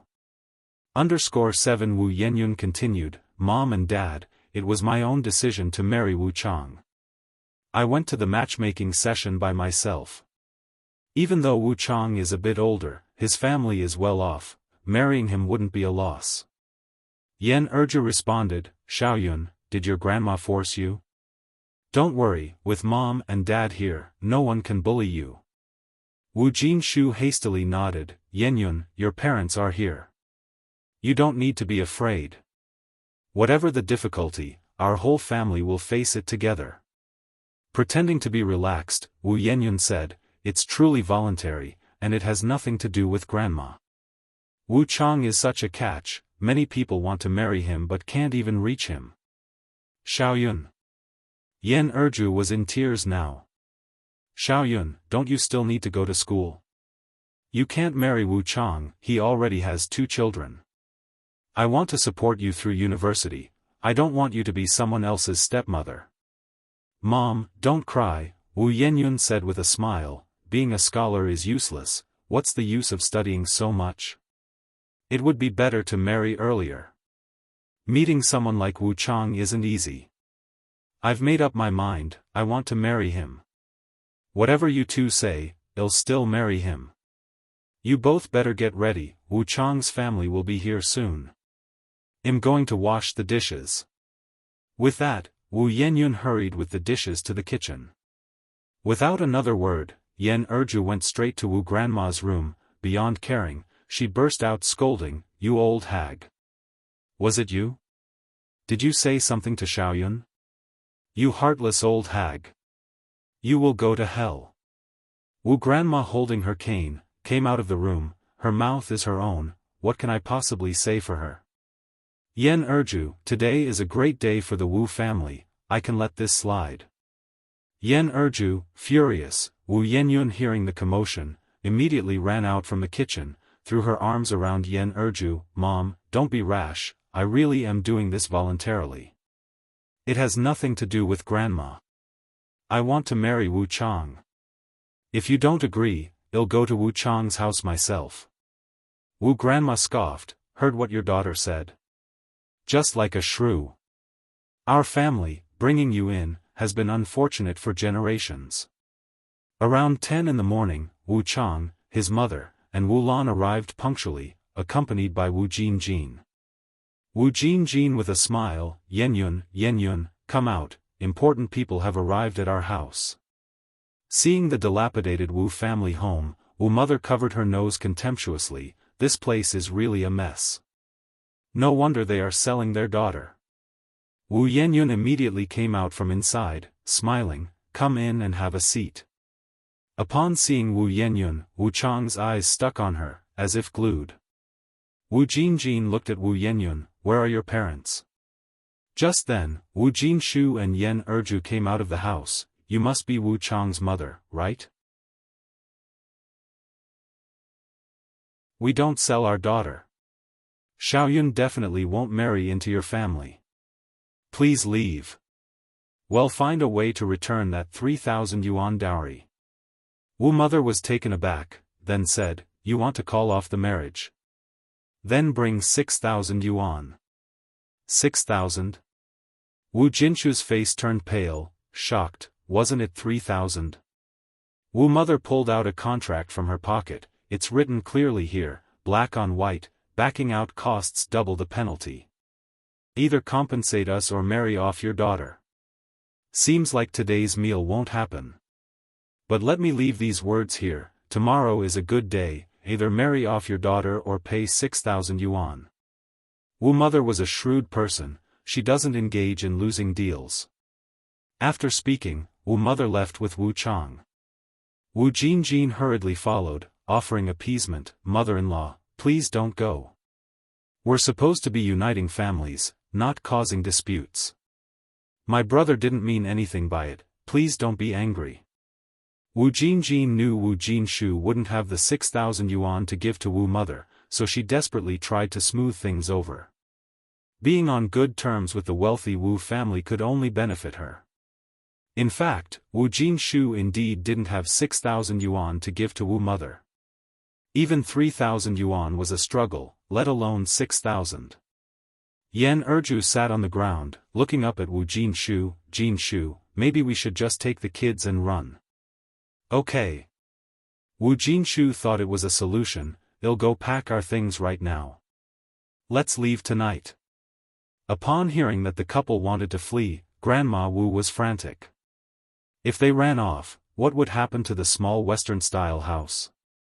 She hadn't moved into the small Western-style house yet. Wu Yenyun said, "Mom and Dad, I'm willing to marry Wu Chang. Given our family's current situation, where can we run? Leaving here, you and Dad won't even be able to find decent jobs. We would starve. Moreover, under these circumstances, the local authorities certainly won't issue us a proof of residence letter, and without it, where can we run?" It was an era of restricted travel, where everyone needed introduction letters for long journeys, otherwise, they would be deemed undocumented migrants. Upon hearing this, Wu Jinshu and Yen Erju looked completely disheartened. Grandma Wu was overjoyed. Yen Erju hugged Wu Yenyun tightly. "Xiaoyun, my daughter, my poor daughter." Wu Yenyun, holding Yen Erju, said, "Mom, I'm doing this voluntarily. After marrying Wu Chang, I won't have to do anything, just be a rich wife, I'm not pitiful at all." Wu Jinshu was also wiping away tears from behind. In the blink of an eye, it was the next day. They were about to move to the small Western-style house, and Grandma Wu was very happy. She had cut many sheet characters overnight and posted them in every corner of the Wu family house. Wu Erlong asked curiously, "Grandma, is big sister getting married?" "Yes," Grandma Wu nodded happily. Wu Erlong didn't say anything and turned to run to the room. "Big sister, are you getting married?" Wu Yenyun nodded. "Big sister, I don't want you to get married. I don't want you to get married." Wu Erlong hugged Wu Yenyun tightly. Wu Yenyun smiled and said, "Silly boy, girls have to get married when they reach the right age." Wu Erlong then ran to find Yen Erju. "Mom, I don't want big sister to get married. Big sister doesn't want to get married, I heard her crying last night. Mom, please don't marry her off, okay?" Yen Erju's eyes, already swollen, instantly reddened and she wept uncontrollably. Wu Dalong ran over and pulled Wu Erlong away. "Erlong, come with me." Wu Erlong cried, "Big sister is getting married, and you still feel like playing. Are you even big sister's brother?" The usually naive Wu Dalong seemed to have grown up overnight. I know why big sister has to get married. It's because grandma took the money from the landlord's sister's brother, those people who came yesterday. Erlong, let's go find Sister Yang Yang, okay? Didn't Sister Yang Yang tell us last time to come to her if we have any troubles? Sister Yang Yang will definitely have a way to stop big sister from getting married. Wu Erlong nodded, okay. Let's go find Sister Yang Yang. But I don't remember the way to Sister Yang Yang's house. Wu Dalong said, no worries, I have a good memory, I know the way.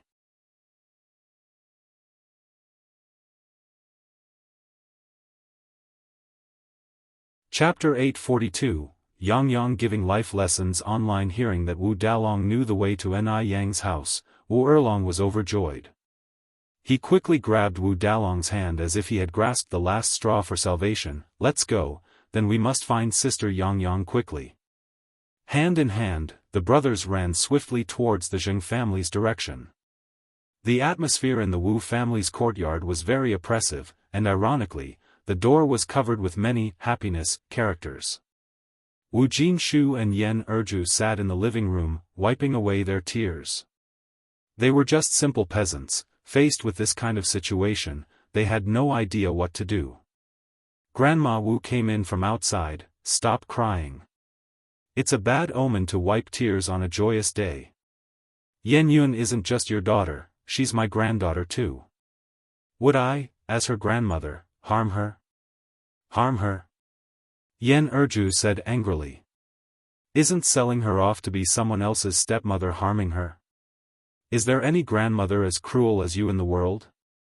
Wu Jinshu let out a deep sigh. His mother indeed hadn't had an easy life. She became a widow at 28, and the year his father died, he was 10, and Wu Jinjin was only 6. During the year of the Great Famine, he didn't know how his mother had survived. By rights, he should have been able to understand his mother, but he just couldn't. She was someone who had gone through so many hardships. Now that life had barely become a bit easier, why couldn't she just live peacefully? Mother, do you really have to turn our home upside down and destroy our family before you can be happy? Wu Jinshu looked at Grandma Wu with eyes filled with disappointment. Old Mother was dialect from their hometown, and since coming to Beijing, he seldom referred to Grandma Wu that way.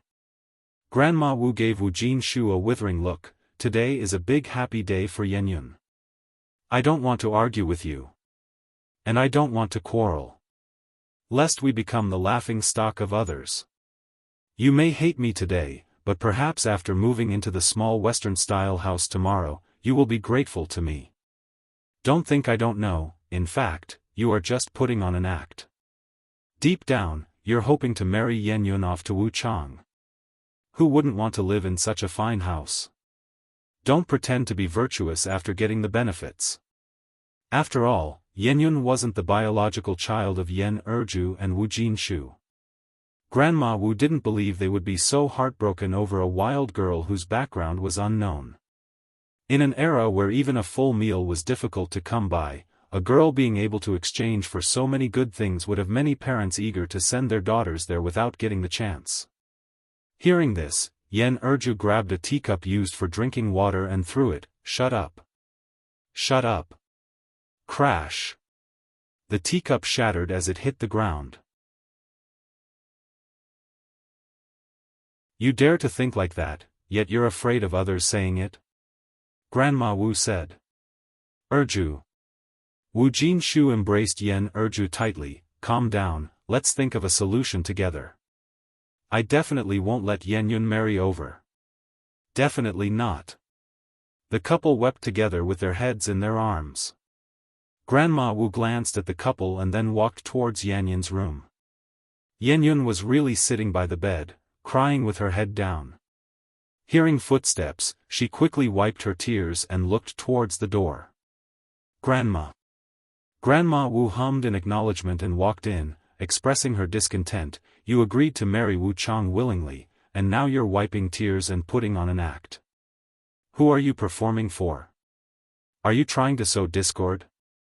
Do you want your parents to hate this old woman to death? It's not. I didn't. Yan Yun hurriedly explained. She didn't blame anyone. She just wanted to cry, really wanted to cry, and couldn't hold back her tears at all. She still had a university dream, after all.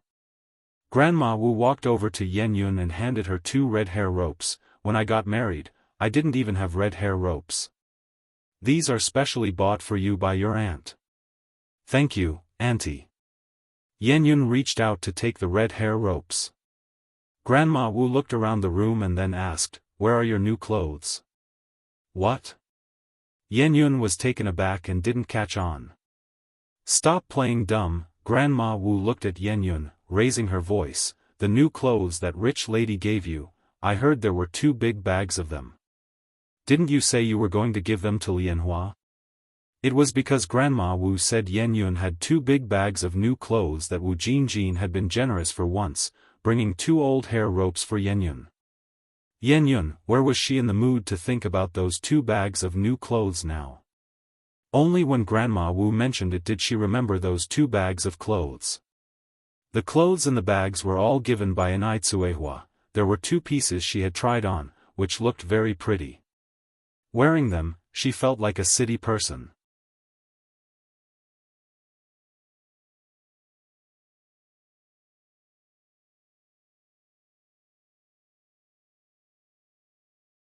Wu Jingjin immediately put down the clothes in her hand. My brother dares to say that about you? That's right, Grandma Wu continued, and your Yen Erju is just another outsider. She even dared to come at me with a kitchen knife wanting to kill me. Tell me, what bad karma have I created? Grandma Wu had been holding back her anger for days, and now with Wu Jingjin there, she surely wanted to vent. Hearing this, Wu Jingjin was furious. Mom. My brother is really too much. You've worked so hard to raise him, and this is how he treats you. Even a dog knows to wag its tail in gratitude. Besides, you're only doing it for him and his wife.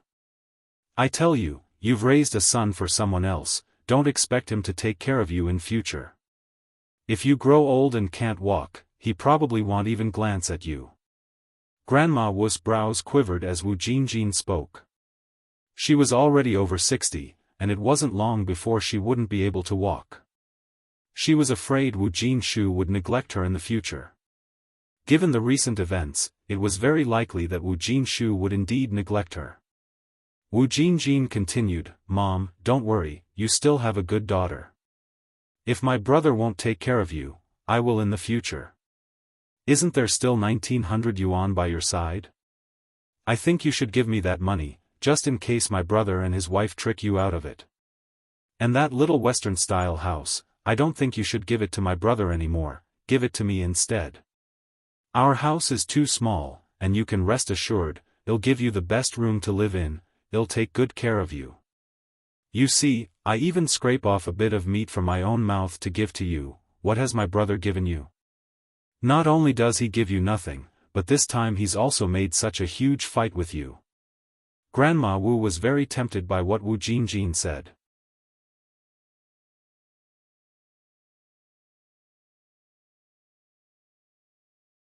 Chapter 844, Yang Yang giving life lessons online _3.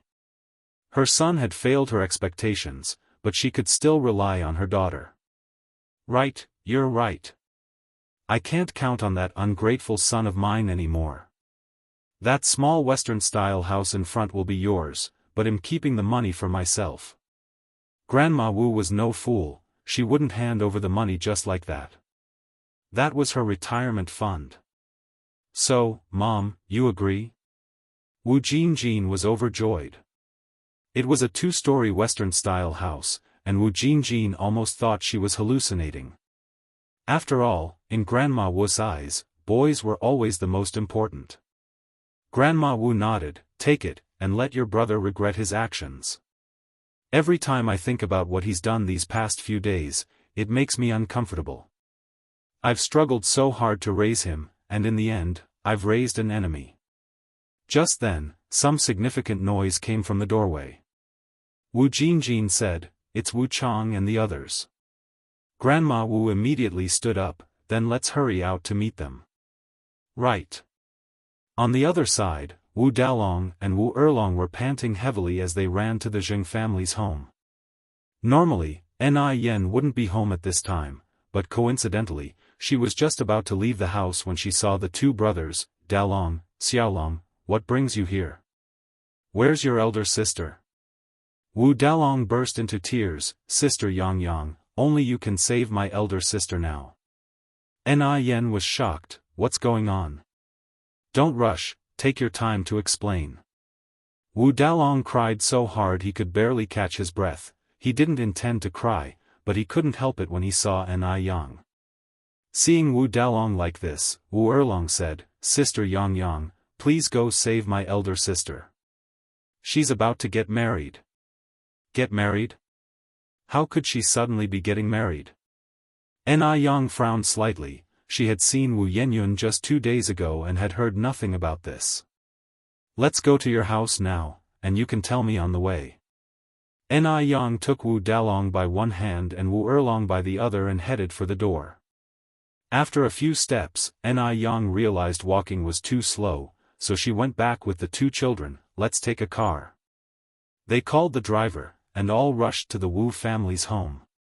It was Wu Dalong and Wu Erlong's first time in a sedan. Under normal circumstances, they would have been curious, but today, they didn't have time for that. In the car, Ni Yang roughly understood the situation. Wu Yanyun's parents were good, but her grandmother might not be. The Zheng family and Wu family were 3 kilometers apart, a 15-minute drive but much longer by foot. Dalong, Erlong, how did you get here? Ni Yang asked. Wu Erlong cried, Sister Yang, we ran here. Can we please hurry up?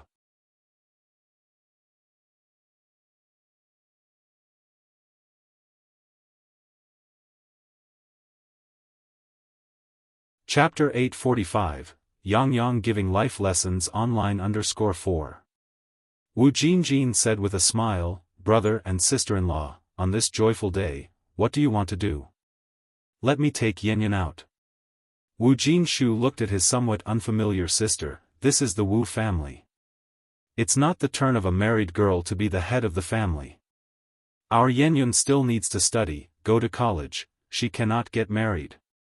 Wu Jinjin speechlessly said, Brother, what are you talking about? Are you still confused at this time? Mother Wu looked at Wu Chang. Xiangzi, go and greet your father-in-law and mother-in-law quickly. Oh, sure.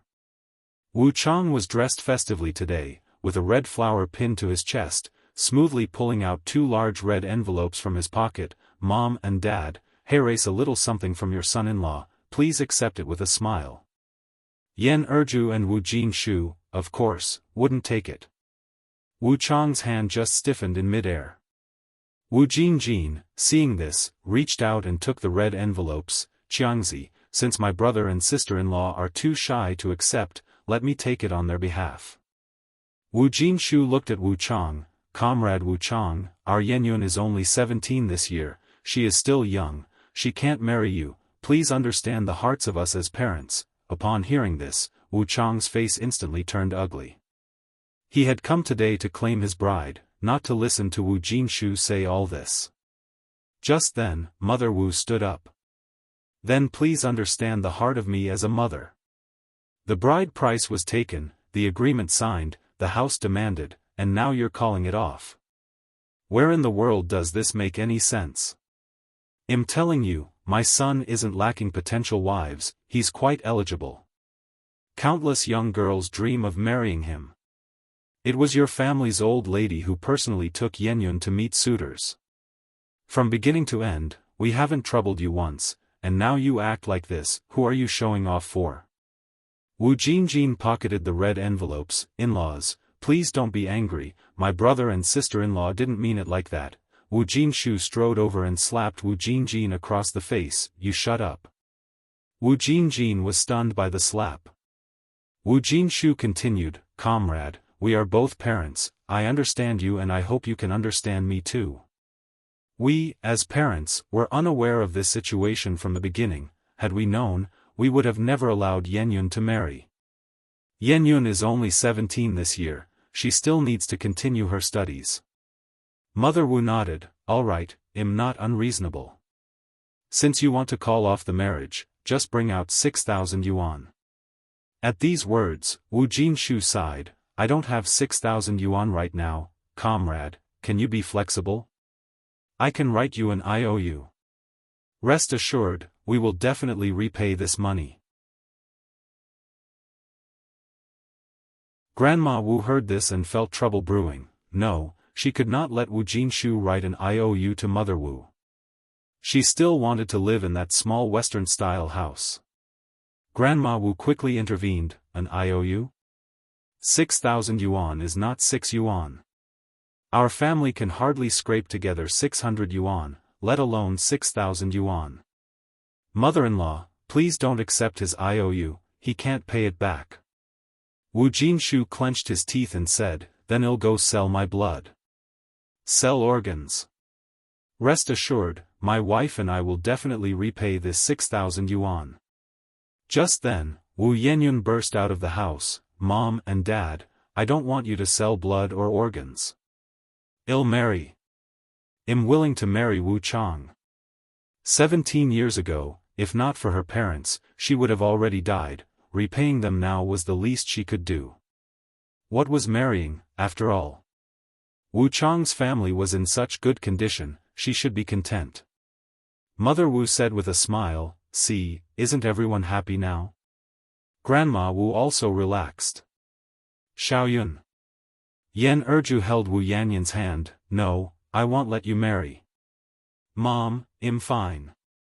Fearing that Yan Erju would worry, Wu Yenyun kept a smile on her face, I am willing to marry Wu Chang, I really am. Mother Wu came over, broke up the two hands, and pushed Wu Yenyun to Wu Chang's side, big sister, if you ask me, you should respect the child's wishes. Rest assured, Yenyun won't be mistreated marrying into our family. Just look at the life your family leads, is that really fit for people? She can only have good fortune with us. Seeing how cooperative Wu Yenyun was, Mother Wu was significantly relieved. Selling organs sounds easy, but could you two really go sell organs? Not to be blunt, but what if you both died on the operating table, how could Yenyun be at peace afterwards? Moreover, you two still have 3 children, who will provide for those 3 children in the future?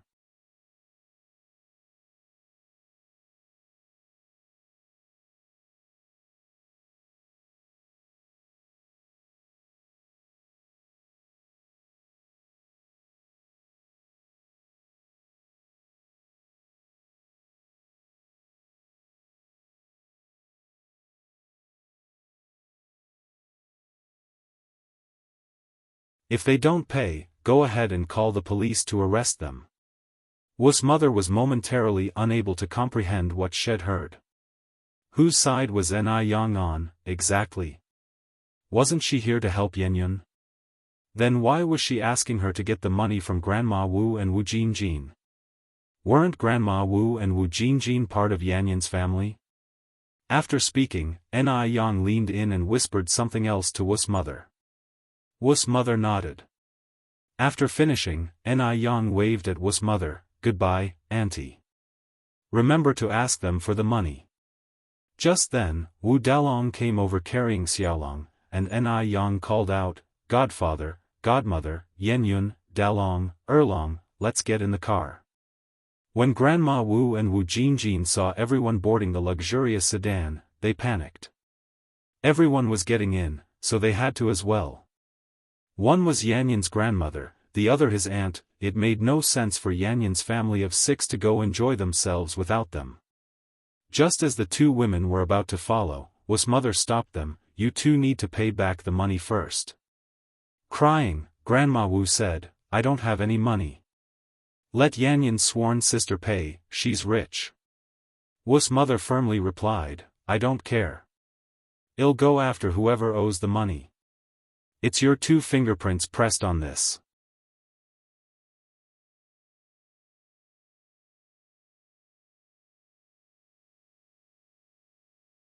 Chapter 848, Times Create Heroes.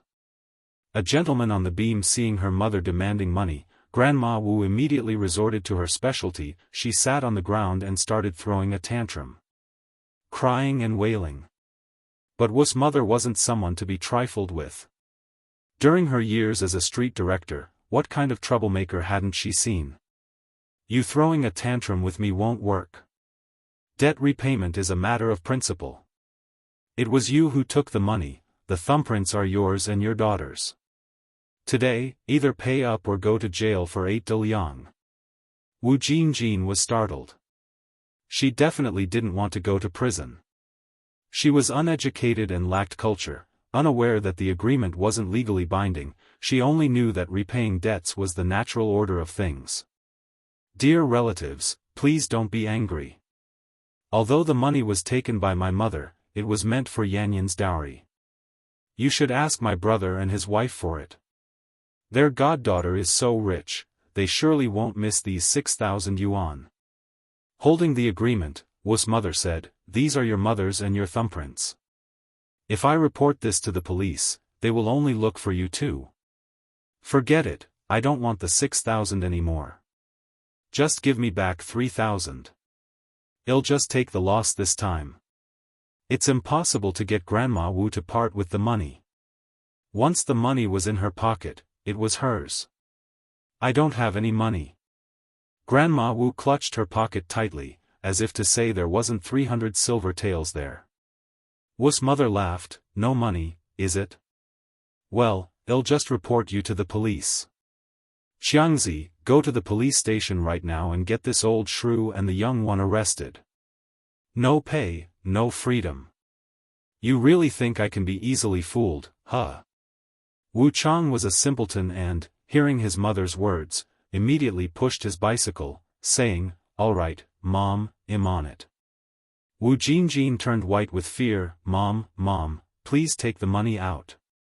I don't want to go to jail, I have elderly and young to care for, I don't want to go to jail. Seeing that Wu Chang was truly about to report to the police, Grandma Wu got scared too.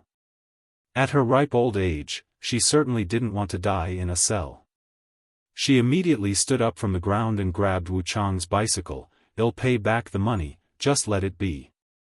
Wu's mother signaled to Wu Chang with her eyes, and he stopped his bicycle.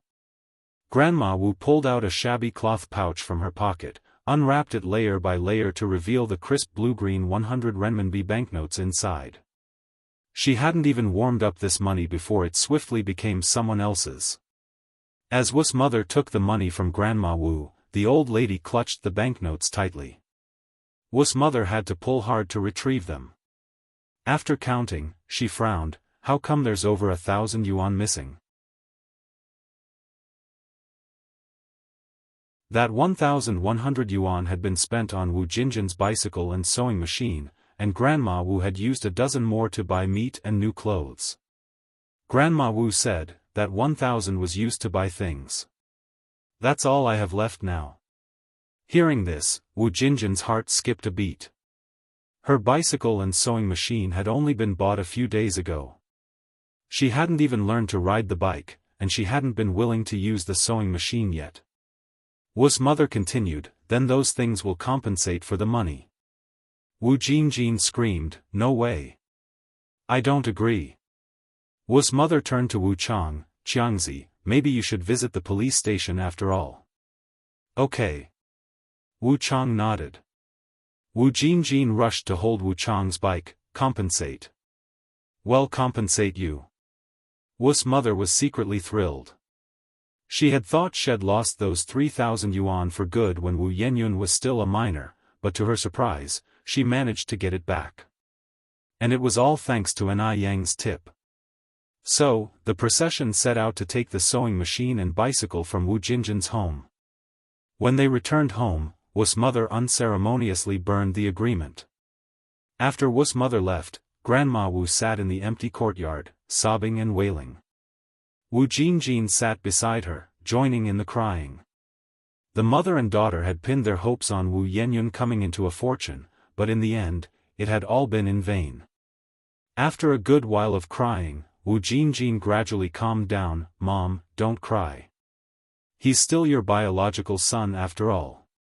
Now that they've recognized such a capable goddaughter, I refuse to believe he'll disown you, his own mother. At these words, Grandma Wu seemed to instantly find her backbone. Right. Jean, you're right. Wu Jin went on, besides, my brother and his wife still have their home here. I refuse to believe they'll abandon it altogether. When the time comes, you must enjoy the good life with them, and don't forget about me. Grandma Wu patted Wu Jinjin's hand, don't worry, Jean. With your brother's goddaughter being so rich, I won't let you down.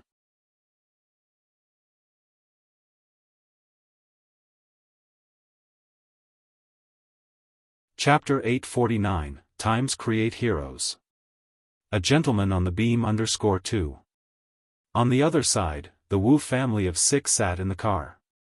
At that time, traffic management in Beijing was not as strict as in later years, so even if the car was overloaded, no one cared.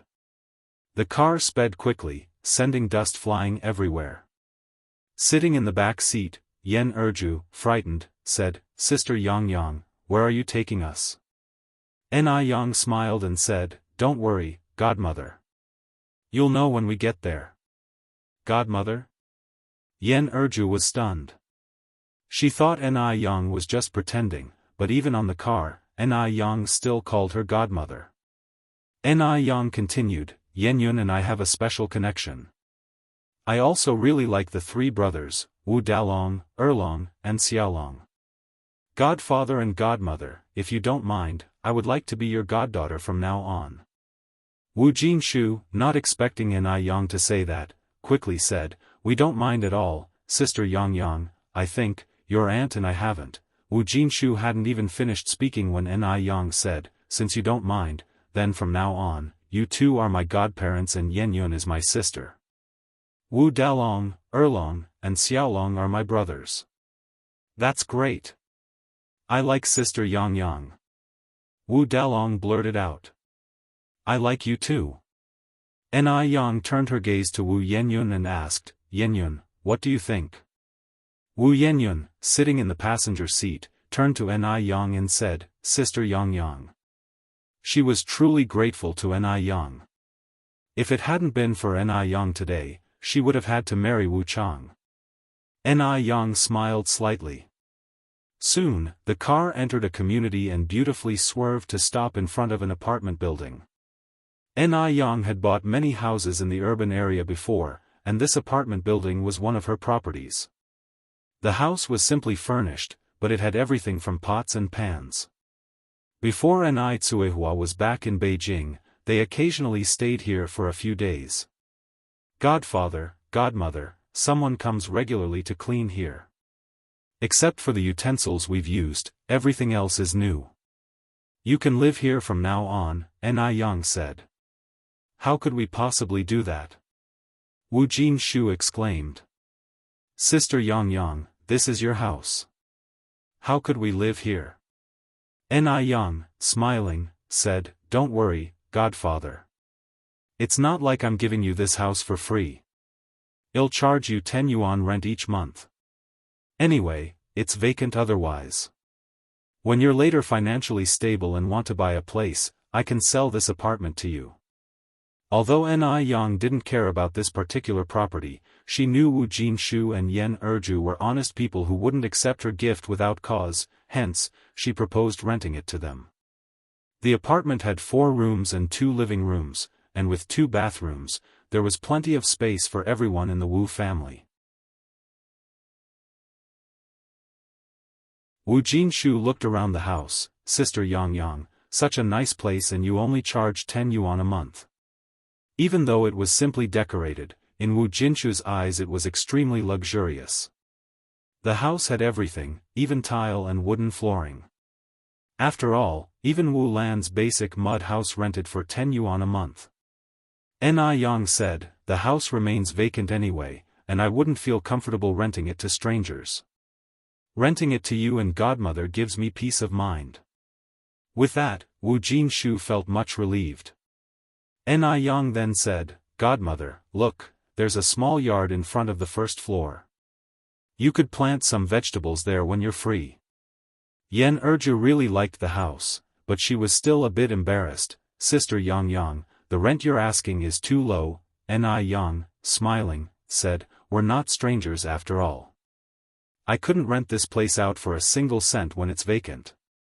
Wu Yenyun also liked this new home, but was concerned about Grandma Wu. Now that we've all moved here, what about Grandma? Wu Jinshu didn't say anything. Yan Erju was still upset. Your grandma deserves it.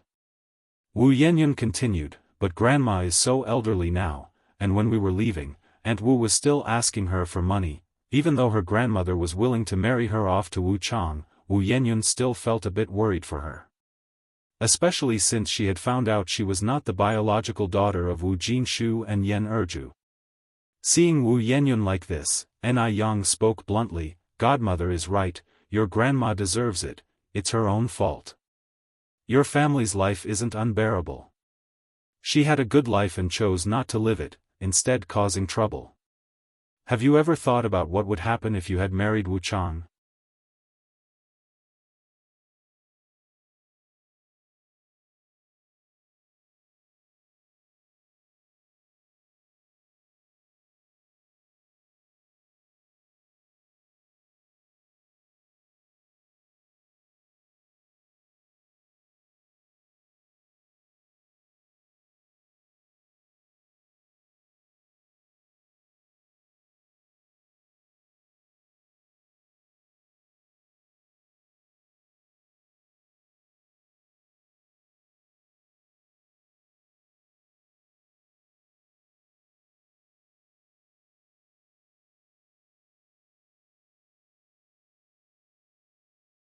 Chapter 853, Times Create Heroes.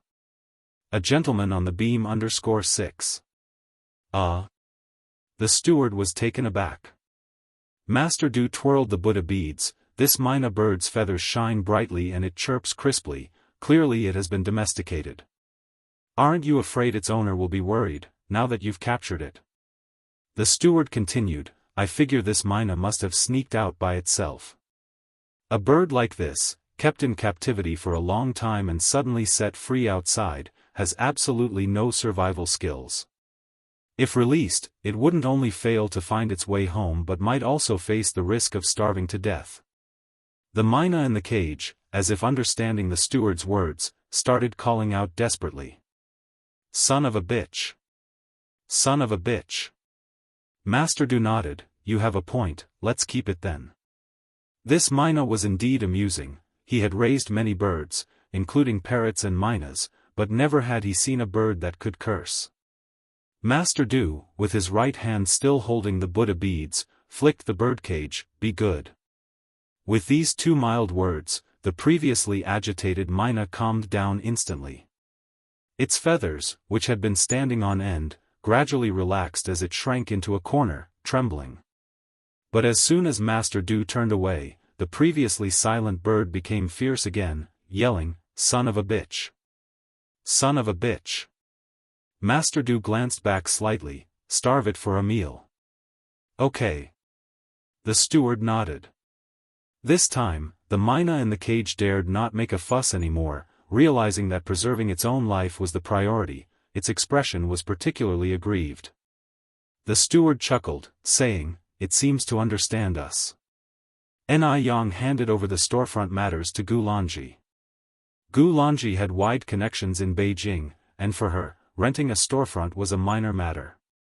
After that, Ni Yang discussed some other matters with her, and by the time she returned to the Zheng family, it was already past 8 at night. It had truly been an exhausting day. Ni Yang took a luxurious rose oil bath and went to bed. The next morning, the first thing Ni Tsuhua said to Ni Yang was, Yang Yang, Duo might be lost. Duo is lost? Ni Yang frowned slightly. Ni Tsuhua nodded and continued, I haven't seen Duo since yesterday afternoon. Last night, I specifically left a window open for it, but it didn't return. This was quite strange.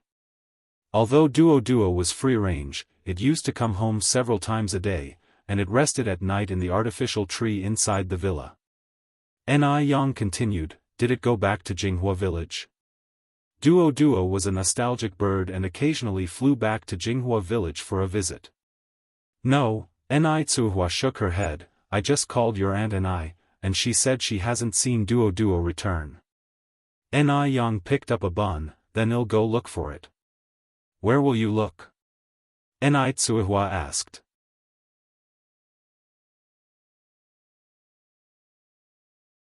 I'll check the nearby park, Ni Yang replied.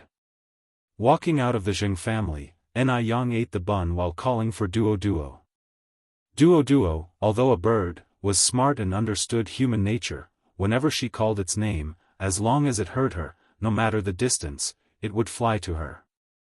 But this time, Ni Yang almost shouted herself hoarse and still saw no sign of Duo Duo, not even in the nearby park. Could it really be lost? Ni Yang's face turned pale, and suddenly, the bun in her hand lost its appeal.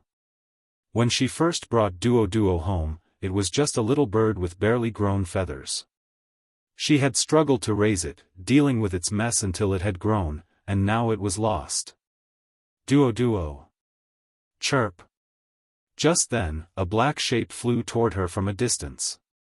It was Duo Duo. Ni Yang breathed a sigh of relief, but as the dark figure approached, she realized it wasn't Duo Duo after all. It was just another myna bird that looked exactly like Duo Duo. Yet, from Ni Yang, the seasoned mother's perspective, this myna was a bit uglier than Duo Duo. Duo Duo would always be the most beautiful child in her eyes. Tweet tweet. This myna bird had been circling above Ni Yang's head, and Ni Yang just realized that this bird was one of Duo Duo's many flings. As a womanizer of the bird world, Duo Duo had brought quite a few female myna birds home for a free meal. Ni Yang was particularly impressed with this myna bird because of its unique claws. Do you mean to tell me you know where Duo Duo is? Tweet tweet. The myna bird flapped its wings, turned direction, and flew off, glancing back at Ni Yang as it went. Ni Yang immediately started running to keep up.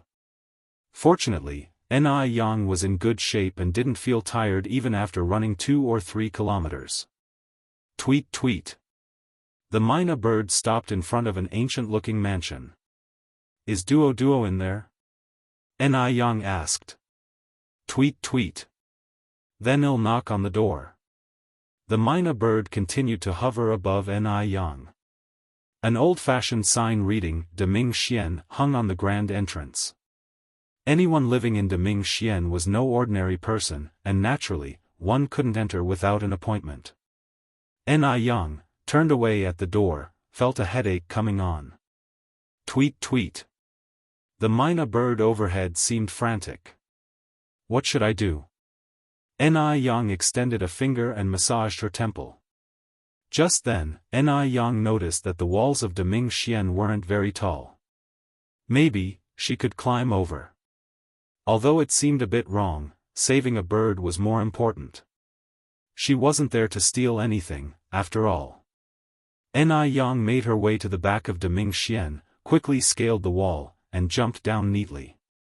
Due to unfamiliarity with the terrain, the spot she chose to land was right by an arched door, and just as she landed, someone happened to be passing by. Protect Duyi. The area immediately went into high alert. Walking in front, Du Jiaojiao instinctively moved to shield Duyi. Duyi, a grown man, didn't need a woman's protection.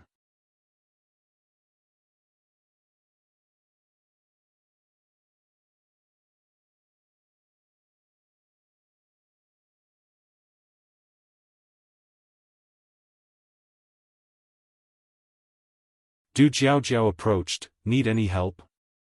Thank you. Before Ni Yang could finish, a crisp voice filled the air. Yang Yang. Duo Duo. Ni Yang's face lit up. Hearing Ni Yang's response, Duo Duo called out even more joyously, Yang Yang. Yang Yang.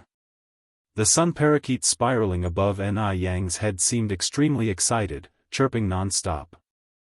Who's talking? Du Jiaojiao scratched her head, looking at Ni Yang. Your son? Yep. Ni Yang nodded, her gaze catching a middle-aged man walking towards them with a birdcage covered by a black cloth. Yang Yang. Yang Yang. Yang approached the middle-aged man. "Excuse me, sir.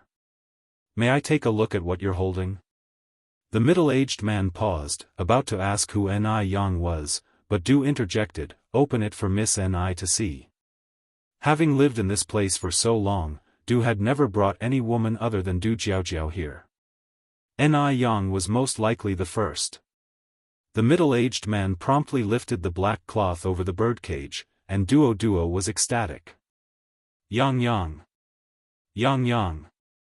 Seeing Duo inside the cage, Yang breathed a sigh of relief. Duo. Du Jiaojiao was stunned. She had never imagined Yang's son would be a bird. She had genuinely thought Yang had a real son. Why was he still locked up? Yang said as she began to open the birdcage. Why was he let out? Before the middle-aged man could speak, Duo flew directly to Yang's shoulder, rubbing his small head against her chin incessantly. Yang Yang. Yang Yang. Yang Yang.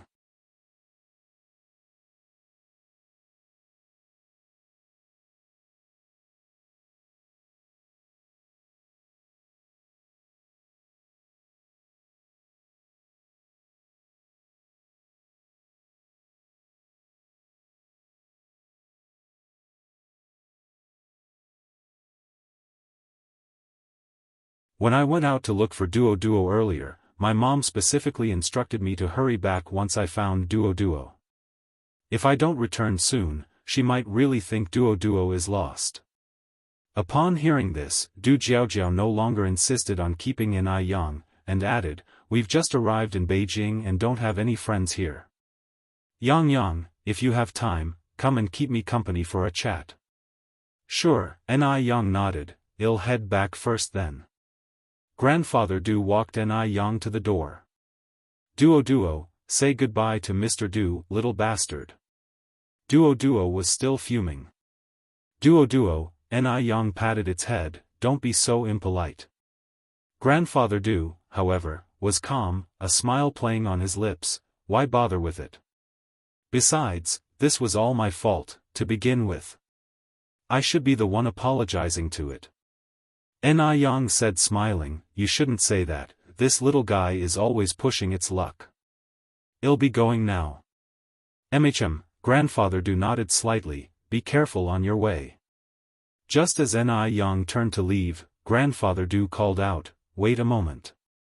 "What is it?" Yang looked back. Grandfather Du twirled his Buddha beads. "My name is Du Qingfeng." Yang was taken aback at first, and then asked, "Qingfeng, as in I desire to ride the wind to return?" "Yes," Grandfather Du nodded. "Nice name," Yang said. Grandfather Du, holding the Buddha beads, paused for a moment. "Thank you." When Yang's figure disappeared under the shade of the parasol trees, Grandfather Du also turned and went inside. As soon as he entered, Du Jiaojiao approached. "That Yang is very pretty." "Yeah," Grandfather Du replied to her. Du Jiaojiao continued, "Did she just call you Mr. Du?" "Yeah." "Doesn't she know you're the Grandfather Du of the 10-mile foreign trade area?" Du Jiaojiao asked back. "She knows." Grandfather Du lifted the lid of the incense burner and lit a piece of sandalwood. Du Jiaojiao narrowed her eyes, "Knowing that and still calling you Mr. Du, is she playing hard to get?" It was no wonder Du Jiaojiao would overthink, she had met too many people who thought they were very clever.